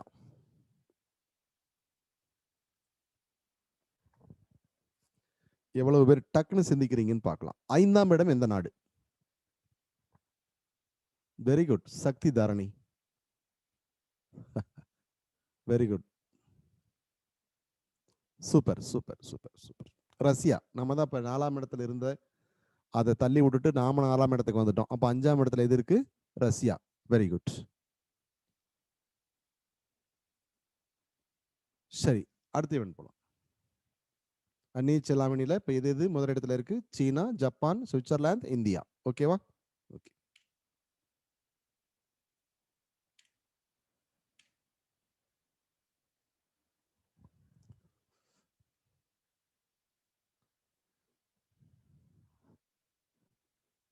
சரி, சிந்து சமவெளி எழுத்துக்களை போன்ற சிந்து சமவெளி எழுத்துக்களை போன்ற சித்திரை எழுத்துக்கள் நம்ம சிந்து சமவெளி படிக்கும்போது ஆன்சன் ஹிஸ்டரி சார் சொல்லியிருப்பாங்க, உங்களுக்கு தெரியும். சிந்து சமவெளி எழுத்துக்களை போன்ற எழுத்துக்கள் கண்டுபிடிக்கப்பட்டுள்ள இடம்.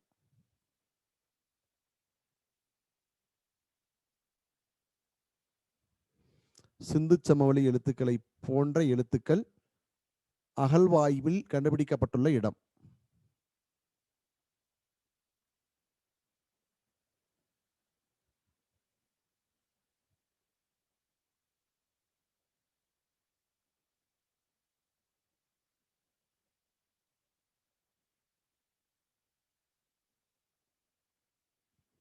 உத்தரகேசமங்கை, ராமநாதபுரம் டிஸ்ட்ரிக்ட். சிந்து சமவெளி எழுத்துக்களை போன்ற எழுத்துக்கள் அகழ்வாய்வில் கண்டுபிடிக்கப்பட்டுள்ள இடம் உத்தரகேசமங்கை, ராமநாதபுரம்.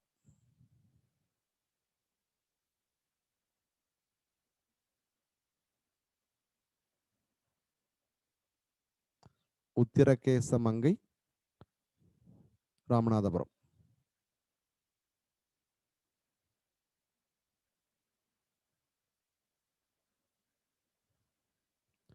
சார் போலாமா அடுத்ததுக்கு?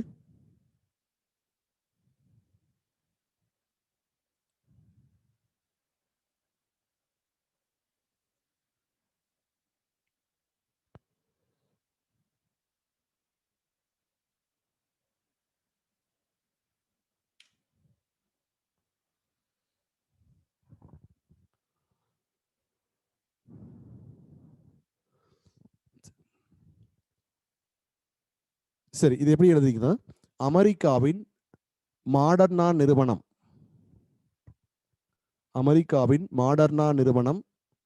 தயாரித்துள்ள குழந்தைகளுக்கான கோவிட்-19 தடுப்பூசி.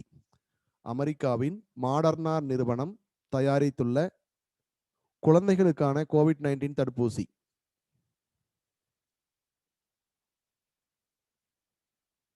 அமெரிக்காவின் மாடர்னா நிறுவனம் தயாரித்துள்ள குழந்தைகளுக்கான கோவிட்-19 தடுப்பூசி. அதோட பேரு கிட்கவ்.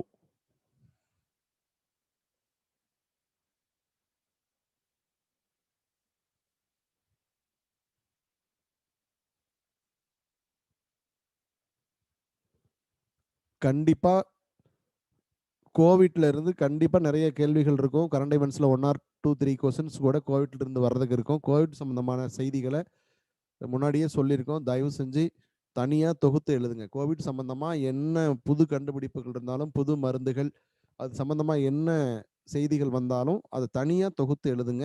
எனக்கு டக்குன்னு ஞாபகம் வச்சுக்க முடியும். அப்பதான்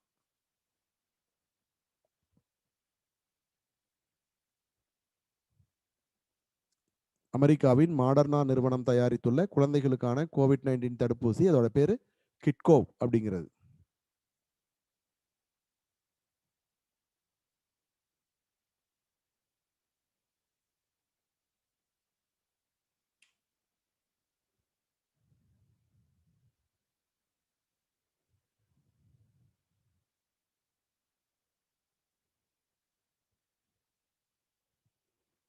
சரி, இதை எப்படி எழுதுறீங்கன்னா சொல்ற மாதிரி எழுதுங்க.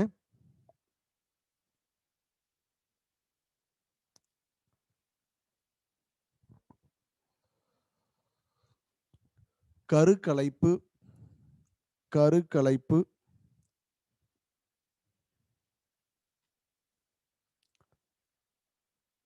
திருத்தச் சட்டம் 2020 படி. கருக்கலைப்பு திருத்தச் சட்டம் கருக்கலைப்பு திருத்தச் சட்டம் 2020 படி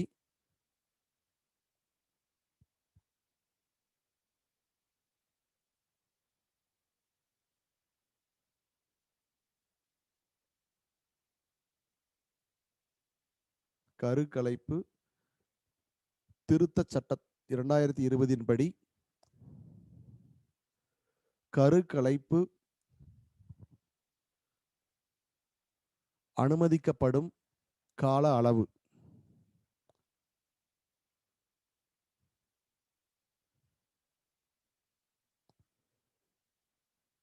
கருக்கலைப்பு திருத்தச் சட்டம் அமெண்ட்மெண்ட் பில். கருக்கலைப்பு திருத்தச் சட்டம் 2020 படி அனுமதிக்கப்படும் கருக்கலைப்பு அனுமதிக்கப்படும் கால அளவு எவ்வளவு நாள் வரைக்கும் அனுமதிக்கிறாங்க? 24 வாரங்கள். 24 வீக்ஸ். 24 வாரங்கள் வரைக்கும் இந்தியாவில் கருக்கலைப்பு சட்டப்பூர்வமாக அனுமதிக்கப்படுது.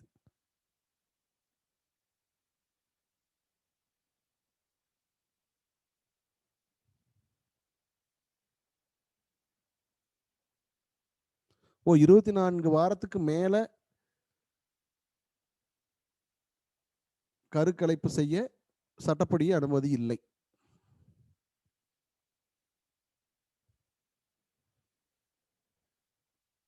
எழுதியாச்சா? இந்தியாவில் சட்டப்படி கருக்கலைப்பு செய்ய அனுமதிக்கப்படும் கால அளவு 24 வாரங்கள். இந்த 24 வாரங்களாக அனுமதித்த சட்டம் அப்படின்னு பார்த்தீங்கன்னா 2020 கருக்கலைப்பு அனுமதி திருத்தச் சட்டம். கருக்கலைப்பு திருத்தச் சட்டம் 2020.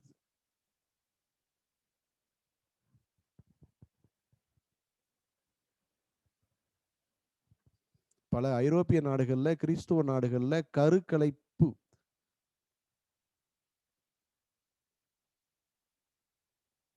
சட்டப்படி குற்றம் அப்படின்னு இருக்குங்க. கருவையே கலைக்கக்கூடாது. ஏன்னா கருவையே கலைக்கக்கூடாதுங்கிற சட்டம் பல நாடுகள்ல, ஐரோப்பிய நாடுகள்ல, கிறிஸ்துவ மதம் அரசு மதமா இருக்கக்கூடிய பல நாடுகள்ல இந்த சட்டம் இருக்கு. கருவையே கலைக்கக்கூடாது, அது பாவச் செயல் அப்படின்னு சொல்றாங்க. ஆனா இந்தியாவில் 24 வாரம் வரைக்கும் கலைக்கலாம் அப்படின்னு சட்டமே அனுமதிக்குது. ஓகே, அடுத்து இவன் போலாமா?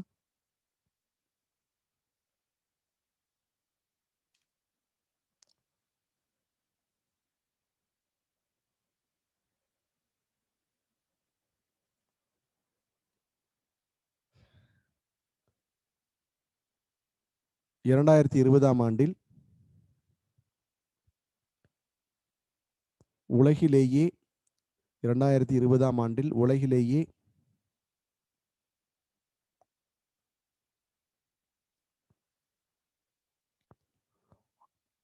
அதிக செல்வத்தை ஈட்டியவர். 2020ஆம் ஆண்டில் உலகிலேயே அதிக செல்வத்தை ஈட்டியவர், அதிக பணத்தை சம்பாதித்தவர்.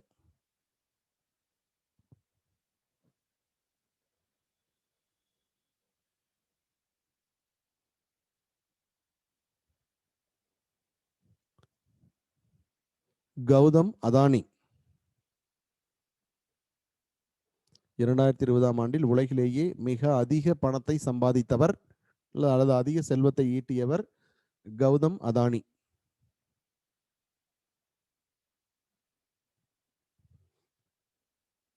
இது உங்களுக்கு ஒரு சின்ன கன்ஃபியூஸ் வரும். கொஞ்ச நாளுக்கு முன்னாடி கொடுக்கும்போது உலகின் மிகப்பெரிய பணக்காரர் எலன் மாஸ்க் அப்படின்னு கொடுத்துருந்தோம். அதுக்கு அடுத்த இடத்துல இருக்கு ஜெஃப் பீசோஸ், அமேசானுடைய ஜெஃப் பீசோஸ். இவங்க இன்னும் அதே இடத்துல தான் இருக்காங்க. பட் கம்பேரிட்டிவ்லி போன வருஷம் இருந்ததை விட இந்த வருஷம் அதிகமான growth யாருக்கு இருக்குதுன்னா வேர்ல்டுலயே அதிகமா அதானி தான்.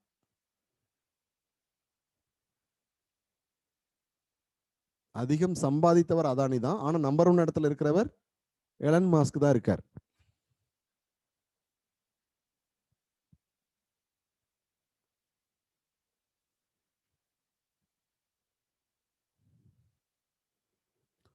அதானி என்ன பிசினஸ் பண்றான்னு ஒரு நண்பர் கேட்டிருக்காங்க. அவர் பண்ணாத பிசினஸே இல்லை, எல்லா பிசினஸும் பண்றாரு. நிலக்கரி, துறைமுகம், மின் உற்பத்தி,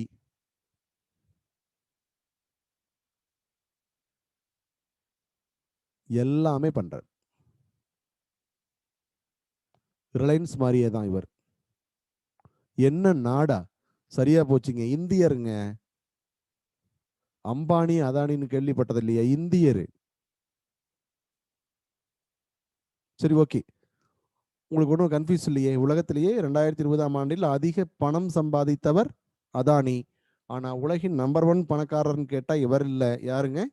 எலன் மாஸ்க். அவர் போன வருஷத்துக்கு அது வருஷம்லாம் சம்பாரிச்சு பணத்தை சேர்த்து வச்சுட்டு உலகின் மிகப்பெரிய பணக்காரரா இருக்கார். ஆனா போன வருஷம் அதிகம் சம்பாரிச்சவர் அதானி தான். Okay, next.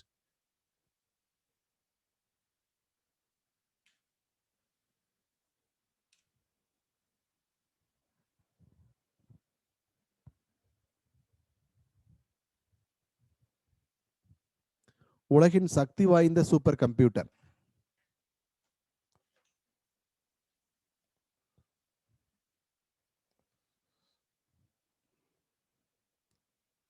ஃபுகாகு அப்படிங்கிறது. இது 2-3 வருஷமா இந்த கம்ப்யூட்டர் தான் முன்னாடி இருக்குங்க.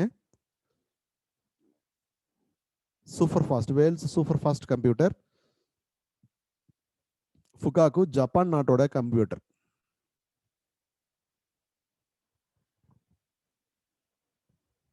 உலகின் சக்தி வாய்ந்த super computer Fugaku, Japan.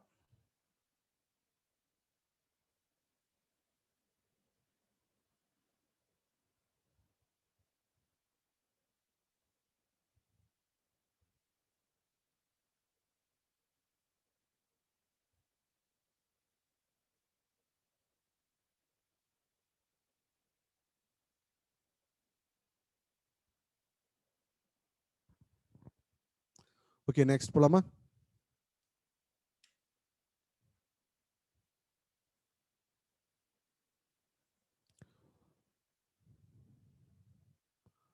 T20 போட்டிகளில் 3000 ரன்களை கடந்த முதல் வீரர்.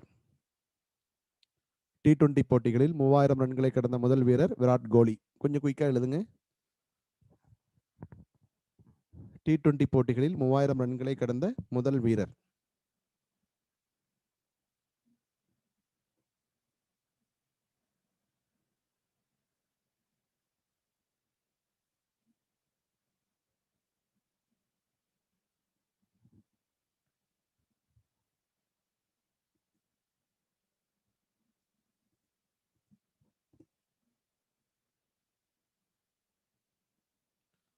இது சிம்பிளா எழுதிக்கிங்க. அடுத்த ஈவெண்ட் இது எழுதிட்டீங்களா? T20யில் 3000 ரன்களை கடந்த உலகின் முதல் வீரர் விராட் கோலி. அடுத்தது, இந்தியாவுக்கு எண்ணெய் ஏற்றுமதி செய்வதில் முதலிடம் USA, இரண்டாம் இடம் சவுதி அரேபியா. இந்தியாவுக்கு எண்ணெய் ஏற்றுமதி செய்வதில் முதலிடம் USA, இரண்டாவது இடம் சவுதி அரேபியா.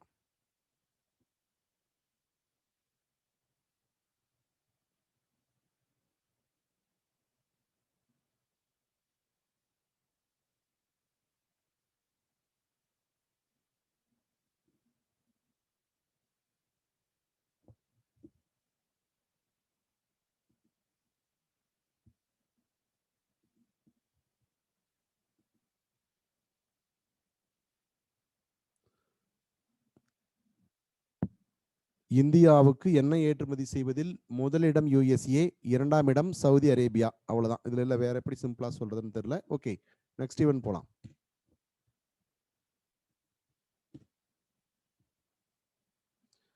இந்தியாவிலிருந்து ஒலிம்பிக்கிற்கு தகுதி பெற்ற முதல் வாள்வீச்சு வீராங்கனை. இந்தியாவிலிருந்து ஒலிம்பிக்கு தகுதி பெற்ற முதல் வாள்வீச்சு வீராங்கனை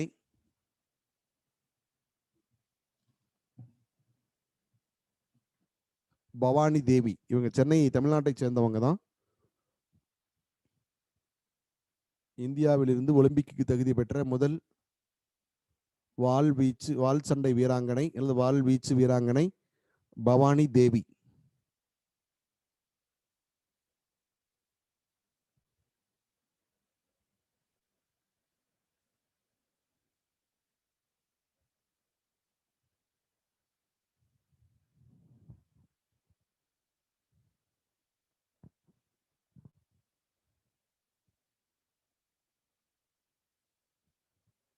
இந்தியாவிலிருந்து ஒலிம்பிக்கு தகுதி பெற்ற முதல்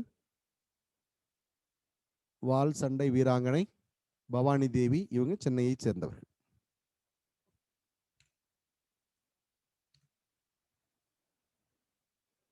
இது நாட் இம்பார்ட்டன்ட், இது எழுத வேண்டாம், சும்மா ஞாபகம் மட்டும் வச்சுக்கங்க.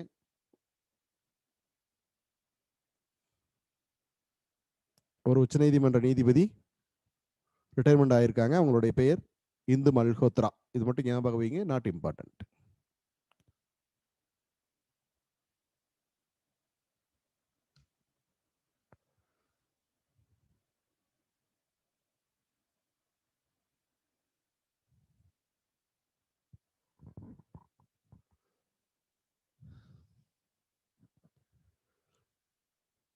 இது அப்படியே எழுதுங்க, நான் என்னன்னு சொல்றேன்.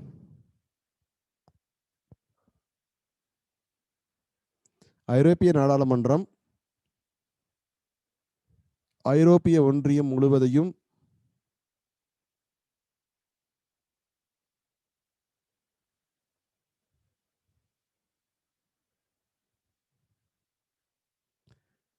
LGBTIQ சுதந்திர மண்டலம் என்று அறிவித்துள்ளது.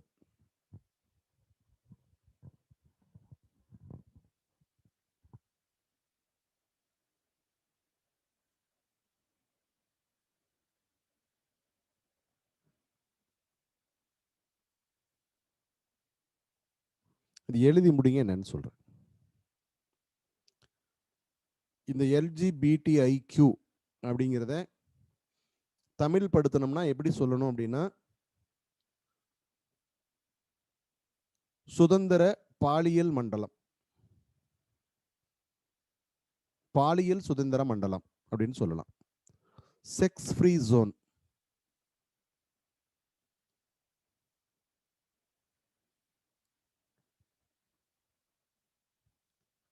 L for lesbian, G for guy, B for bisexual, T for trans,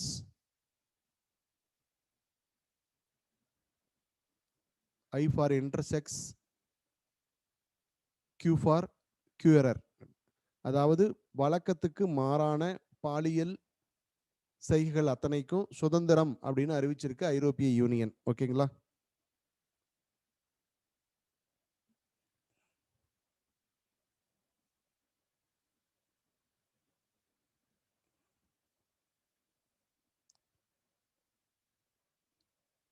இல்ல இதுல அகைன் சொல்றதுக்கு ஒன்றும் இல்லை. திரும்ப திரும்ப இந்த வார்த்தைகளை சொல்ல வேண்டாம்னு நினைக்கிறேன். அதனால நான் சொல்றதை மட்டும் எழுதிக்கிங்க. சுதந்திர பாலியல் மண்டலம்.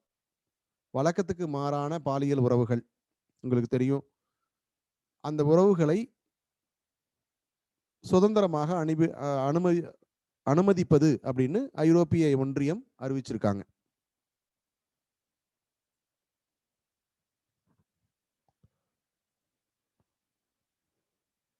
சரி, ஒன்றும் இல்லை, ஐரோப்பிய யூனியன் முழுவதும் ஒரு ஐஃபன் போட்டு சுதந்திரமான பாலியல் மண்டலம், அவ்வளோதான். இதில் சிம்பிளாக வேற ஒன்றும் சொல்றதுக்கு இல்லை.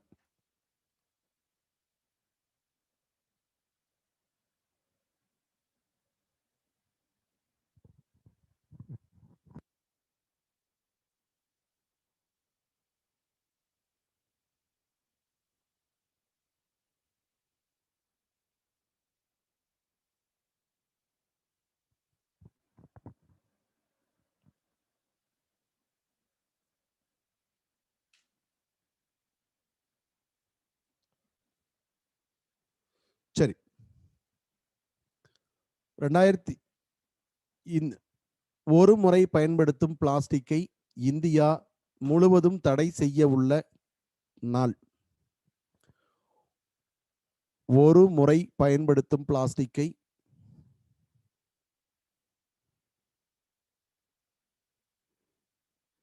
இந்தியா முழுவதும் தடை செய்ய உள்ள நாள். என்னையிலிருந்து தடை செய்ய போறாங்க? 2022 ஜனவரி 1 இருந்து. ஒரு முறை பயன்படுத்தும் பிளாஸ்டிக் முற்றிலும் தடை.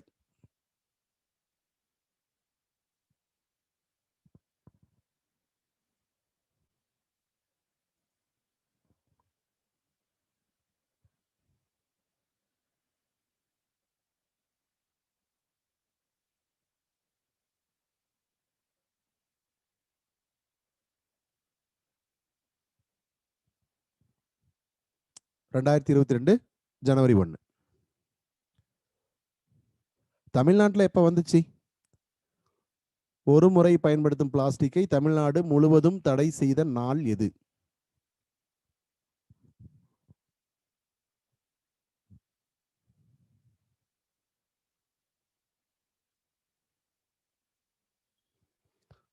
இப்ப எல்லாரும் சேர்ந்து சொல்றீங்க ஜனவரி 1 2019 அப்படின்னு பாதி பேரு, ஜனவரி 1 2020ன்னு பாதி பேர். எது கரெக்ட் ஆன்சர்?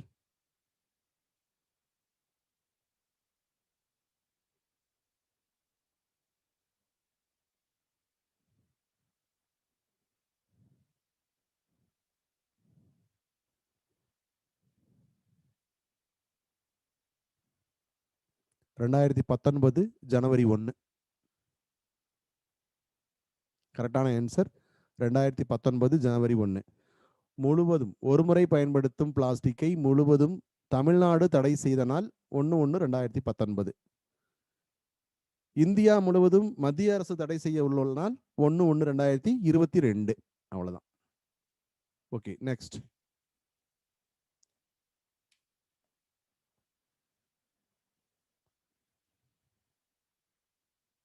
சர்வதேச ஒலிம்பிக் கமிட்டியின் தலைவர் ஏற்கனவே இருந்தவர் தான், மீண்டும் அவரே கண்டினியூ ஆகிறாரு.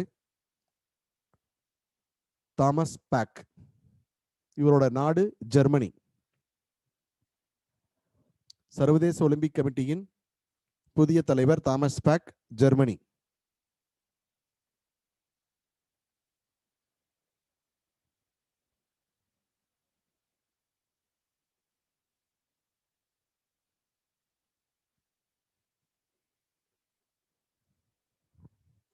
சர்வதேச ஒலிம்பிக் கமிட்டியின் புதிய தலைவர் தாமஸ் பாக். இவருடைய கண்ட்ரி ஜெர்மனி.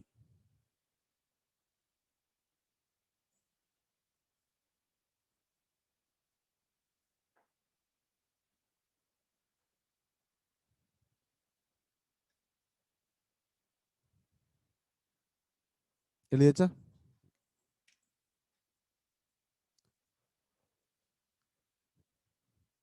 10,000 சர்வதேச ரன்களை எடுத்த முதல் இந்திய கிரிக்கெட் வீராங்கனை.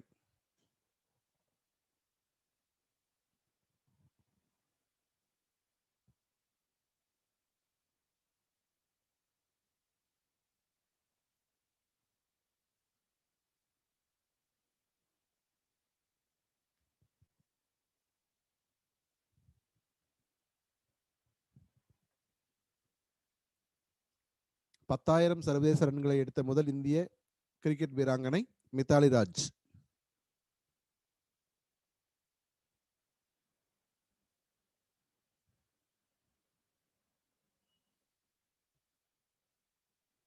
எழுதிட்டீங்களா?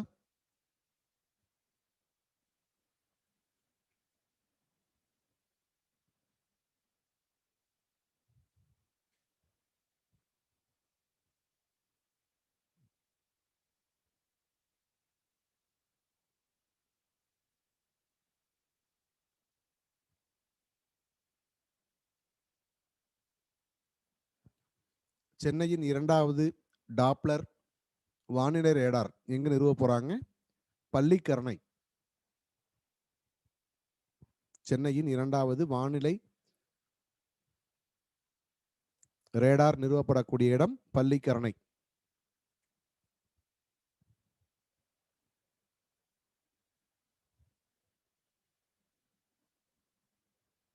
இந்த டாப்ளர் எஃபெக்ட், ரேடார் இதெல்லாம் நீங்க பிசிக்ஸ்ல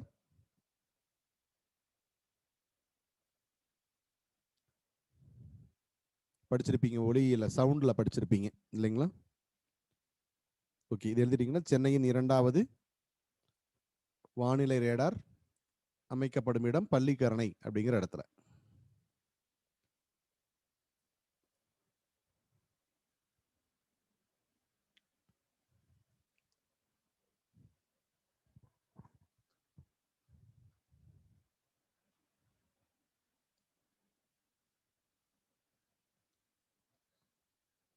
இப்ப யாராவது பேச விரும்புனீங்கன்னா ஹேண்ட் ரைஸ் பண்ணுங்க.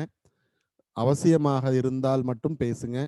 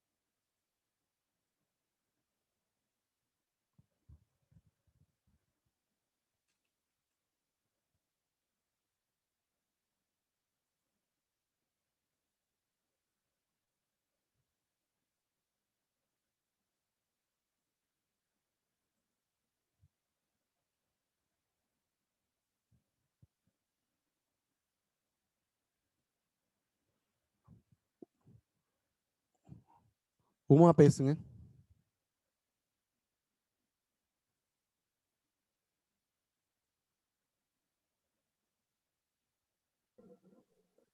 Hello sir, good evening sir.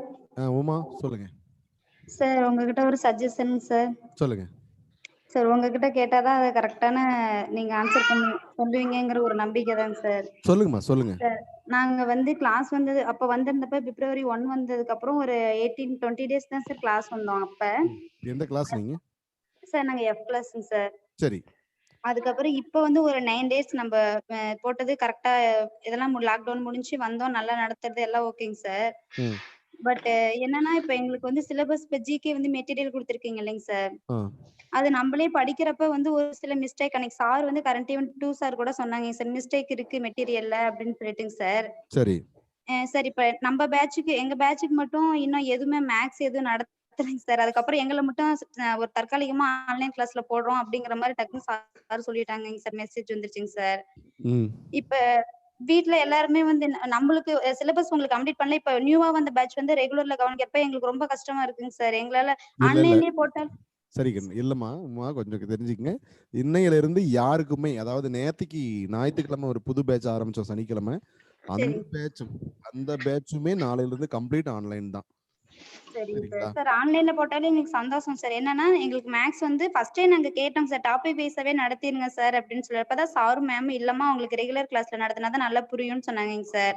ம். இப்ப பை சிச்சுவேஷன் இப்படி அமைஞ்சிருச்சுங்க சார். அது எங்களுக்கு ஒண்ணும் ப்ராப்ளம் இல்லைங்க சார். இனி கரெக்ட்டா டாபிக் வைஸா நடத்திட்டு, என்னோட ஃப்ரெண்ட் வந்து அவங்க சொல்லி தாங்க சார் நான் எங்க இன்ஸ்டிடியூட் நாங்க இப்ப புதுசா தாங்க சார் படிக்கிற பொண்ணுங்க சார். சரிங்கம்மா. இப்ப ஜாப்ல இருக்காங்கங்க சார். நம்ம இன்ஸ்டிடியூட் வந்து தான். அந்த பொண்ணு சொன்னாங்க, கரண்ட் இவென்ட்க்கு சார் வந்து 3 பேருமே வந்து அவங்கவங்களோட டாபிக் வந்து ஃபுல்லா கவர் பண்ணி முடிச்சுருவாங்கங்கிற. இப்ப எங்களுக்கு வந்து அப்படின்னு சொன்னாங்கங்க சார். கவர் பண்ணி முடிச்சுருவாங்க அப்படின்னு.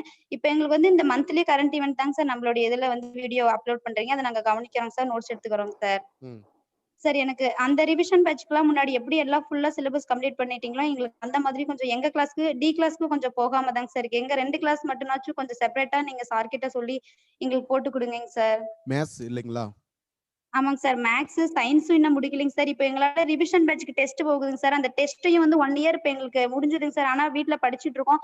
அத கரெக்ட்டா ப்ராப்பரா அட்டெண்ட் பண்ண முடியலைங்க சார். அன்னைக்கு சயின்ஸ் கூட டெஸ்ட் வச்சிருந்தாங்கங்க சார். அத படிச்சாச்சு. ஒரு 10 கொஸ்டின்ஸ் வந்து டவுட் இருந்ததுங்க சார். சரிம்மா. மேம் கிட்ட கேட்டேங்க சார். கேட்டப்ப மேம் இருந்துட்டு, "இல்லம்மா இது முக்கியமான டாபிக்ஸ் இன்னும் உங்களுக்கு நடத்தலம்மா. கண்டிப்பா நடத்திருவோம்" அப்படின்னு சொல்லிட்டு சொன்னாங்கங்க சார். இல்லம்மா மேத்ஸ்னா இந்த சயின்ஸ்னா பிசிக்ஸ், கெமிஸ்ட்ரி, பயாலஜி 2 இருக்கு. 2மே பெண்டிங் இருக்கா? இல்ல ப பயாலஜி இருக்குங்க சார். எல்லா சப்ஜெக்ட்லயுமே பெண்டிங் இருக்குங்க சார். சார் சரிங்கம்மா. இன்னும் 1 கூட சரி. கம்ப்ளீட் பண்ணவே இல்லைங்க சார் எங்களுக்கு. சரிங்கம்மா. சார் சரிங்கம்மா. அதே மாதிரி ஜியோகிராஃபியும் சார் வந்து நோட்ஸ் வந்து இனிமேட்டுக்கு தரமாட்டேன். நீங்க புக்ஸ் எடுத்துட்டு வந்துருங்க 10th புக்க அப்படின்னு சொல்லிட்டு சொன்னாங்க. சரி சார் இப்ப வீடியோ கிளாஸ் போட்டா கூட நாங்க எழுதிக்கிறோம் சார். நோட்ஸ் இல்லம்மா, சொன்னாருன்னா கூட இல்லம்மா, சாரு. இல்லம்மா. இப்போ நீங்க புதுசா வந்த ஸ்டூடண்ட்னால உங்களுக்கு எல்லாமே ஃப்ரெஷ் கிளாஸ்ல வச்சு நேரடியா பண்ணணுங்கிறது தான் எங்களுடைய ஆசை. சரிங்க சார். பட் ஆனா காலம் நம்மள அனுமதிக்கல. நம்ம இதுக்கு யாரும் எதுவும் செய்ய முடியல. சரிங்க அதனால சார். கண்டிப்பா நாங்க புது கிளாஸ் டைரக்ட் கிளாஸ்ல உங்களுக்கு நல்லா பண்ணணுங்கிறதுனால தான் உங்களுக்கு நேரடியா கிளாஸ்ல எல்லாமே பண்றோம்னு சொன்னோம். பட் இப்ப அது பாசிபிள் இல்ல அப்படின்னு தெரியுது. இனிமேட்டு எல்லா சப்ஜெக்ட்டும் சரி. கண்டிப்பா டாபிக் வைஸ் வருவாங்க. நீங்க சரிங்க சார். சொன்னதுனால கண்டிப்பா மேத்ஸ் நிறைய முக்கியத்துவம் கொடுக்க சொல்லி டாபிக் வைஸாவே நம்ம கொடுக்க சொல்லுவோம். சரிங்களா? சரிங்க சார். மீதி இப்ப சரி. ஜிகே மெட்டீரியல் எல்லாமே எங்களுக்கு வாசிச்சு விட்டீங்கன்னா, அது என்னங்கிறது தெரிஞ்சதுன்னா நாங்க எல்லாமே நிச்சயமா. படிச்சுக்கிறோம் சார். நிச்சயமாம்மா. நிச்சயமா. கண்டிப்பா. ஜிகே உட்பட நீங்க சொல்றது மேத்ஸ், சயின்ஸ், ஜியோகிராஃபி, ஜிகே சொல்றீங்க. Yes sir. கண்டிப்பா நீங்க நீங்க இதுல சொல்லாத சப்ஜெக்ட்டும் சேர்த்து இனிமேட்டுக்கு சிலபஸ் வந்து கம்ப்ளீட் பண்றதுக்கு எல்லா முயற்சியும் கண்டிப்பா ஆன்லைன் கிளாஸ் தான். தயவு சரிங்க செஞ்சு சார். நீங்க அதுக்கு ப்ரிப்பேரா இருந்துக்குங்க. உங்களுடைய சரிங்க. நெட்வொர்க் இப்ப நெட்வொர்க், செல்போனு அந்த சரி. நெறைய பேர் எனக்கு சவுண்ட் கேட்கலன்னு சொல்றீங்க. அவங்க தயவு செஞ்சு ஒரு ஹெட்செட் குறைஞ்சபட்ச விலையிலயாவது ஒரு ஹெட்செட் வாங்கிக்கிங்க. சரிங்க சார். சார் சரிங்களாம்மா? நாங்க அன்னைக்கு ரெகுலர் கிளாஸ்ல வரப்ப கூட வந்து கேட்டோங்க சார். அன்னைக்கு சார் வந்து ஆப்சென்ட் லீவுங்க சார். ஆ. ஆஃபீஸ் ரூம்ல இருக்க சார் தாங்க சார் பேசுனாங்க எங்ககிட்ட. ஆ. அப்ப அப்ப வந்து சொன்னாங்க, "நாங்க மேடம் பார்க்கலாம்" அப்படின்னு. "மேடம் நீங்க பார்க்க முடியாதும்மா" அப்படின்னு சொல்லிட்டு அந்த சிஸ்டர் வெளியில இருக்கிறவங்க சொல்லிட்டாங்கங்க சார். ஆ. அதுக்கப்புறம் வீட்ல தாங்க சார் எல்லாம் ரொம்ப "நீங்க கேட்கலாம்லம்மா, இல்லாட்டி நாங்க வந்து கேட்கறோம்" அப்படின்னாங்க. நாங்க வந்து "இல்ல சாருங்க எங்களுக்கு வந்து எல்லாரும் நடத்தி முடிச்சு குடுத்துருவாங்கங்கறனால தாங்க சார் அம்மா நாங்க டோன்ட் வொரி. ரொம்ப." அம்மா நீங்க கவலைய விடுங்க. நிச்சயமா அது அந்த சிலபஸ முடிக்கிறது, உங்களுக்கு நெறைய டெஸ்ட் வச்சு உங்கள பாஸ் பண்ண வைக்க வேண்டியதுங்கிறது அவர் டியூட்டி. எங்களுடைய டியூட்டி. சரிங்களா? சரிங்க சார். நீங்க கவலையே சார் எங்களுக்கு படாதீங்க. கண்டிப்பா நடத்திட்டா நாங்களும் வந்து ஸ்டேட் லெவல்ல வர அளவுக்கான ஸ்டூடண்ட் எங்களுக்கு டேலண்ட் இருக்குங்க சார் ரொம்ப. நிச்சயமா வருவீங்க உமா. நிச்சயமா வருவீங்க. நாங்க கண்டிப்பா முடிச்சு குடுக்குறோம். ஓகேவா? ஓகேங்க சார். நானு தேங்க்யூ. ராசப்பட்டு சார்ட்டயும் இந்த மெசேஜ் நீங்க இப்ப சொன்ன மெசேஜ் அப்படியே நானு அவங்களுக்கும் ஃபார்வர்ட் பண்றேன். கண்டிப்பா இந்த வாரத்துல இருந்தே சரிங்க உங்களுக்கு சார். வந்து மேத்ஸ் அண்ட் சயன்சஸ் வந்து ரெகுலர் கிளாஸா வரும். சரிங்க சார். எங்க கிளாஸ்க்கு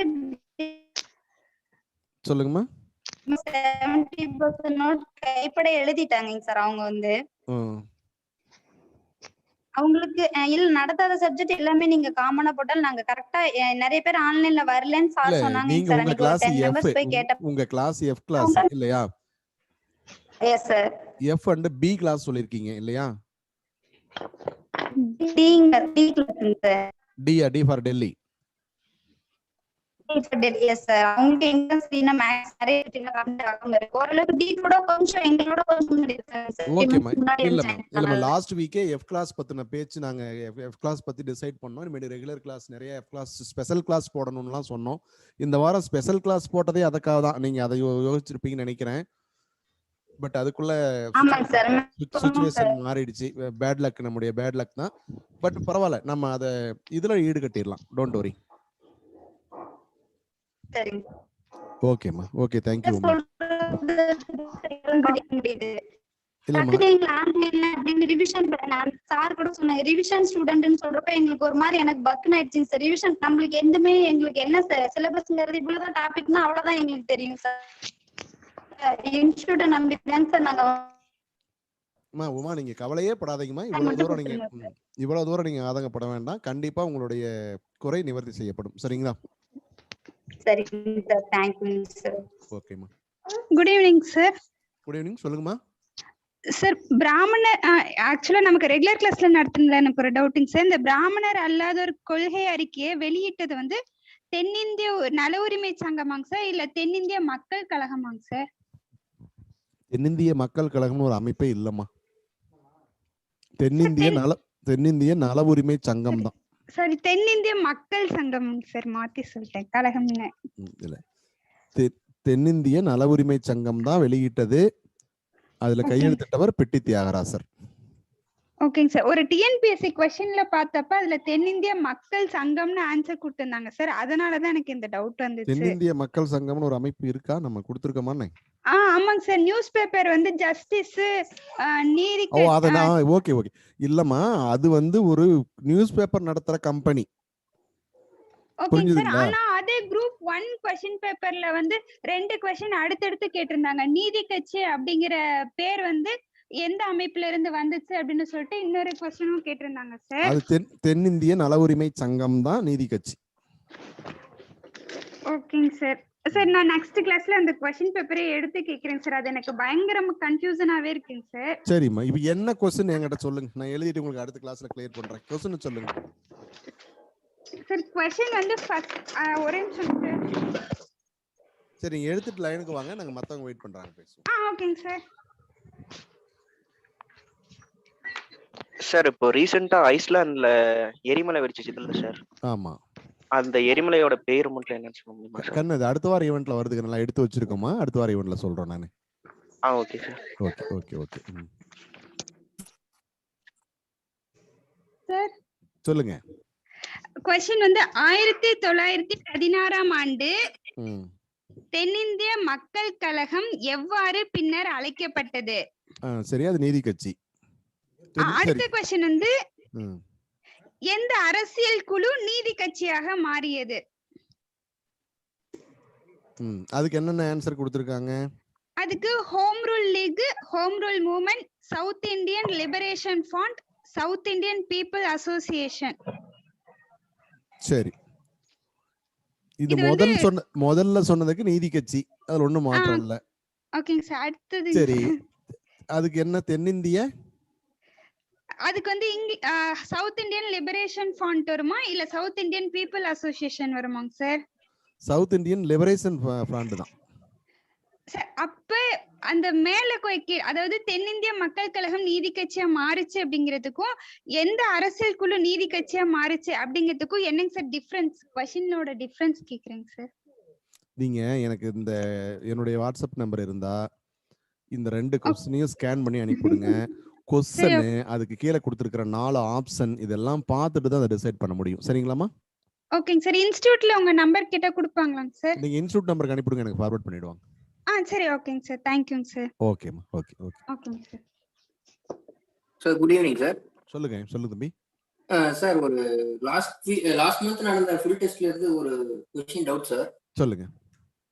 தமிழகத்தில் நில உச்சவரம்பு சட்டம் எந்த முதல்வரின் ஆட்சி காலத்தில் கொண்டு வரப்பட்டது? ஆமா. அதுல வந்து ஆன்சர் ஆப்ஷன்ஸ்ல கலைஞர் கருணாநிதி, காமராஜர், அறிஞர் அண்ணா, எம்ஜி ராமச்சந்திரன் கொடுத்திருக்காங்க சார். ஆன்சர் கீ வந்து கலைஞர் கருணாநிதின்னு கொடுத்திருக்காங்க சார். ஆமா.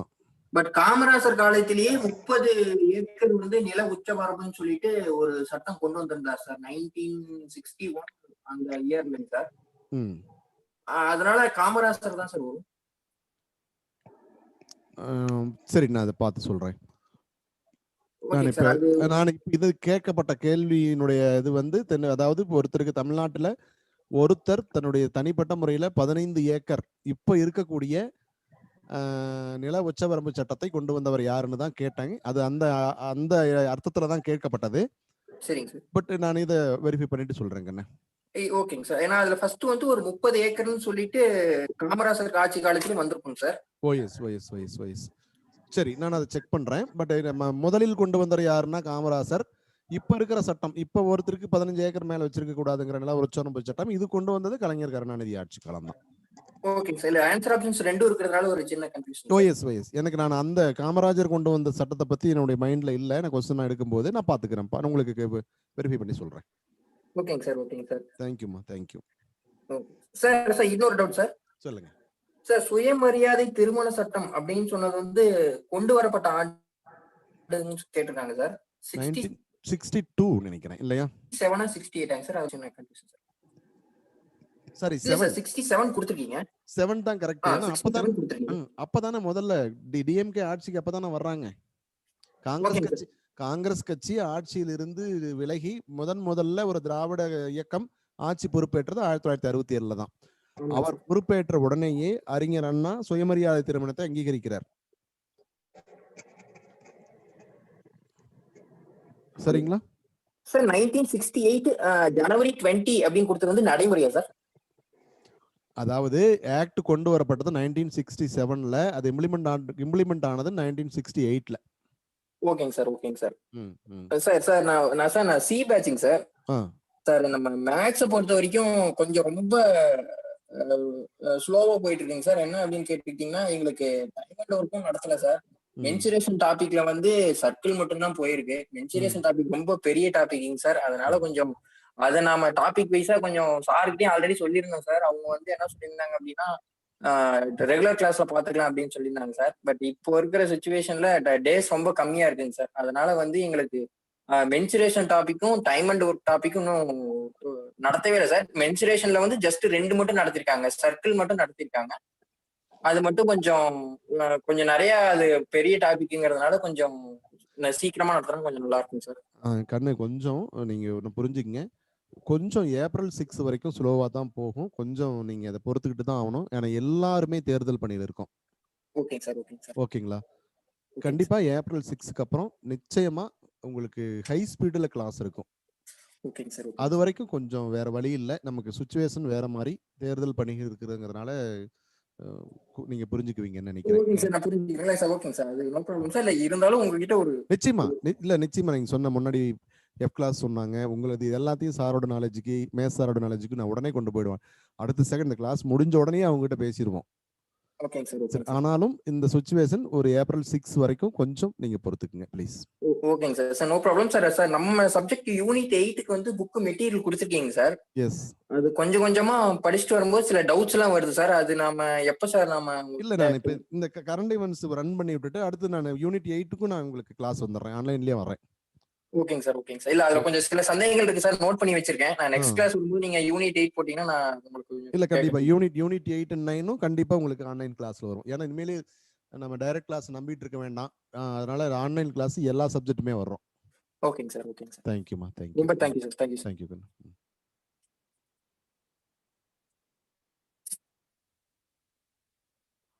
கஜலட்சுமி.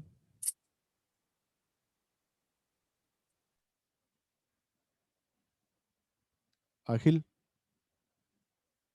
Hello sir. சொல்லுங்கம்மா. சார் தூய்மையான கங்கை தேசிய மிஷன் எங்கேங்க சார் அமைய உள்ளதுங்க சார்? அது மொராபாத்தாங்க சார் இல்ல அலகாபாத்தாங்களாங்க சார்? கன்ஃபியூஸா இருக்கு. தூய்மையான கங்கை தேசிய மிஷன் நிலையம். அருண் லைனுக்கு வாங்க. தூய்மையான கங்கை தேசிய மிஷனா? Yes sir. சரிம்மா உங்களுக்கு ஆன்சர் சொல்றேன். சர்ச் பண்ணி சொல்லிடுறேன். ஓகேங்க சார். Hello sir. சொல்லுங்க சார். இந்த கரண்ட் ஈவெண்ட்டுக்கு மார்ச் ஸ்டார்டிங்க்கும் பிப்ரவரி எண்டிங்க்கும் வீடியோ மார்ச் என்ன மார்ச் ஸ்டார்டிங்க்கும் பிப்ரவரி எண்டுக்கும் வீடியோ போட்டு விட்டீங்களா சார்? ஆமா. பிடிஎஃப் கிடைக்குமா சார்? பிடிஎஃபா? ஆமாம் சார். நாங்கள் அதை அப்படியே ஜெராக்ஸ் பண்ணி அதை அப்படியே பார்த்துக்குவோம் சார். சரிங்க நான் இப்போ சார்கிட்ட பேசிட்டு சொல்கிறேன் உங்களுக்கு. Okay sir. Okay sir. அப்புறம் அந்த ஹோம் ரூல் மூமெண்ட்டில் வந்து ஹலோ சொல்லுங்க. நம்ம யூனிட் 8 புக்கில் வந்து அன்னிபெசன்ட் வந்து 1916 செப்டம்பர் 12 ஸ்டார்ட் பண்ணதா சொல்லியிருக்கீங்க சார்.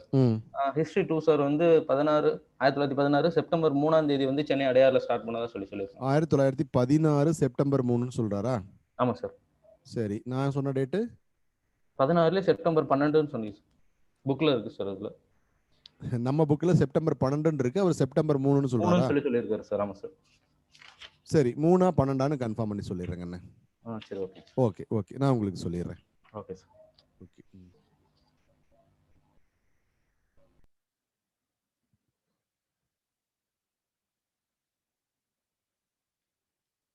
வேற யாரும் லைன்ல இருக்கீங்களா?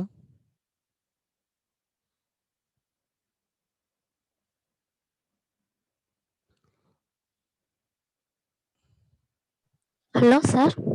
ஆமா, இந்த தூய்மையான கங்கை தேசிய மிஷன் நான் சர்ச் பண்ணி அடுத்த கிளாஸ்ல சொல்றேம்மா. சரியா? ஓகேங்க சார். ஓகேங்க சார். தேங்க்யூங்க சார். ஓகே, தேங்க்யூம்மா.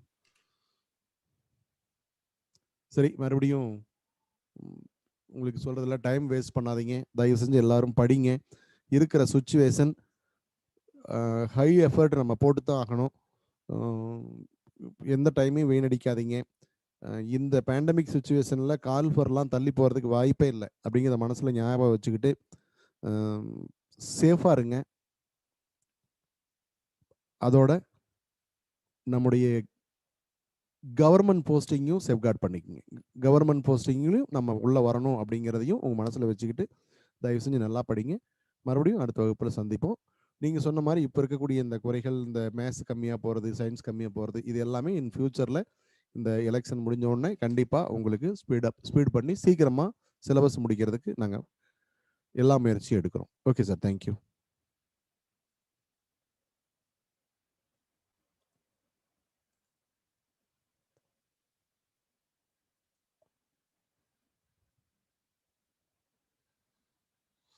கிளாஸில்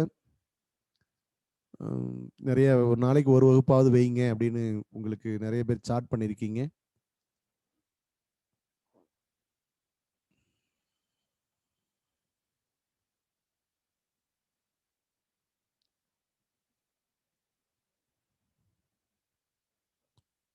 நீங்கள் இந்த சார்ட்டில் சொல்லியிருக்கிறது எல்லாத்தையும் நாங்கள் பரிசீலிக்கிறோம். ஓகேங்களா? Thank you sir.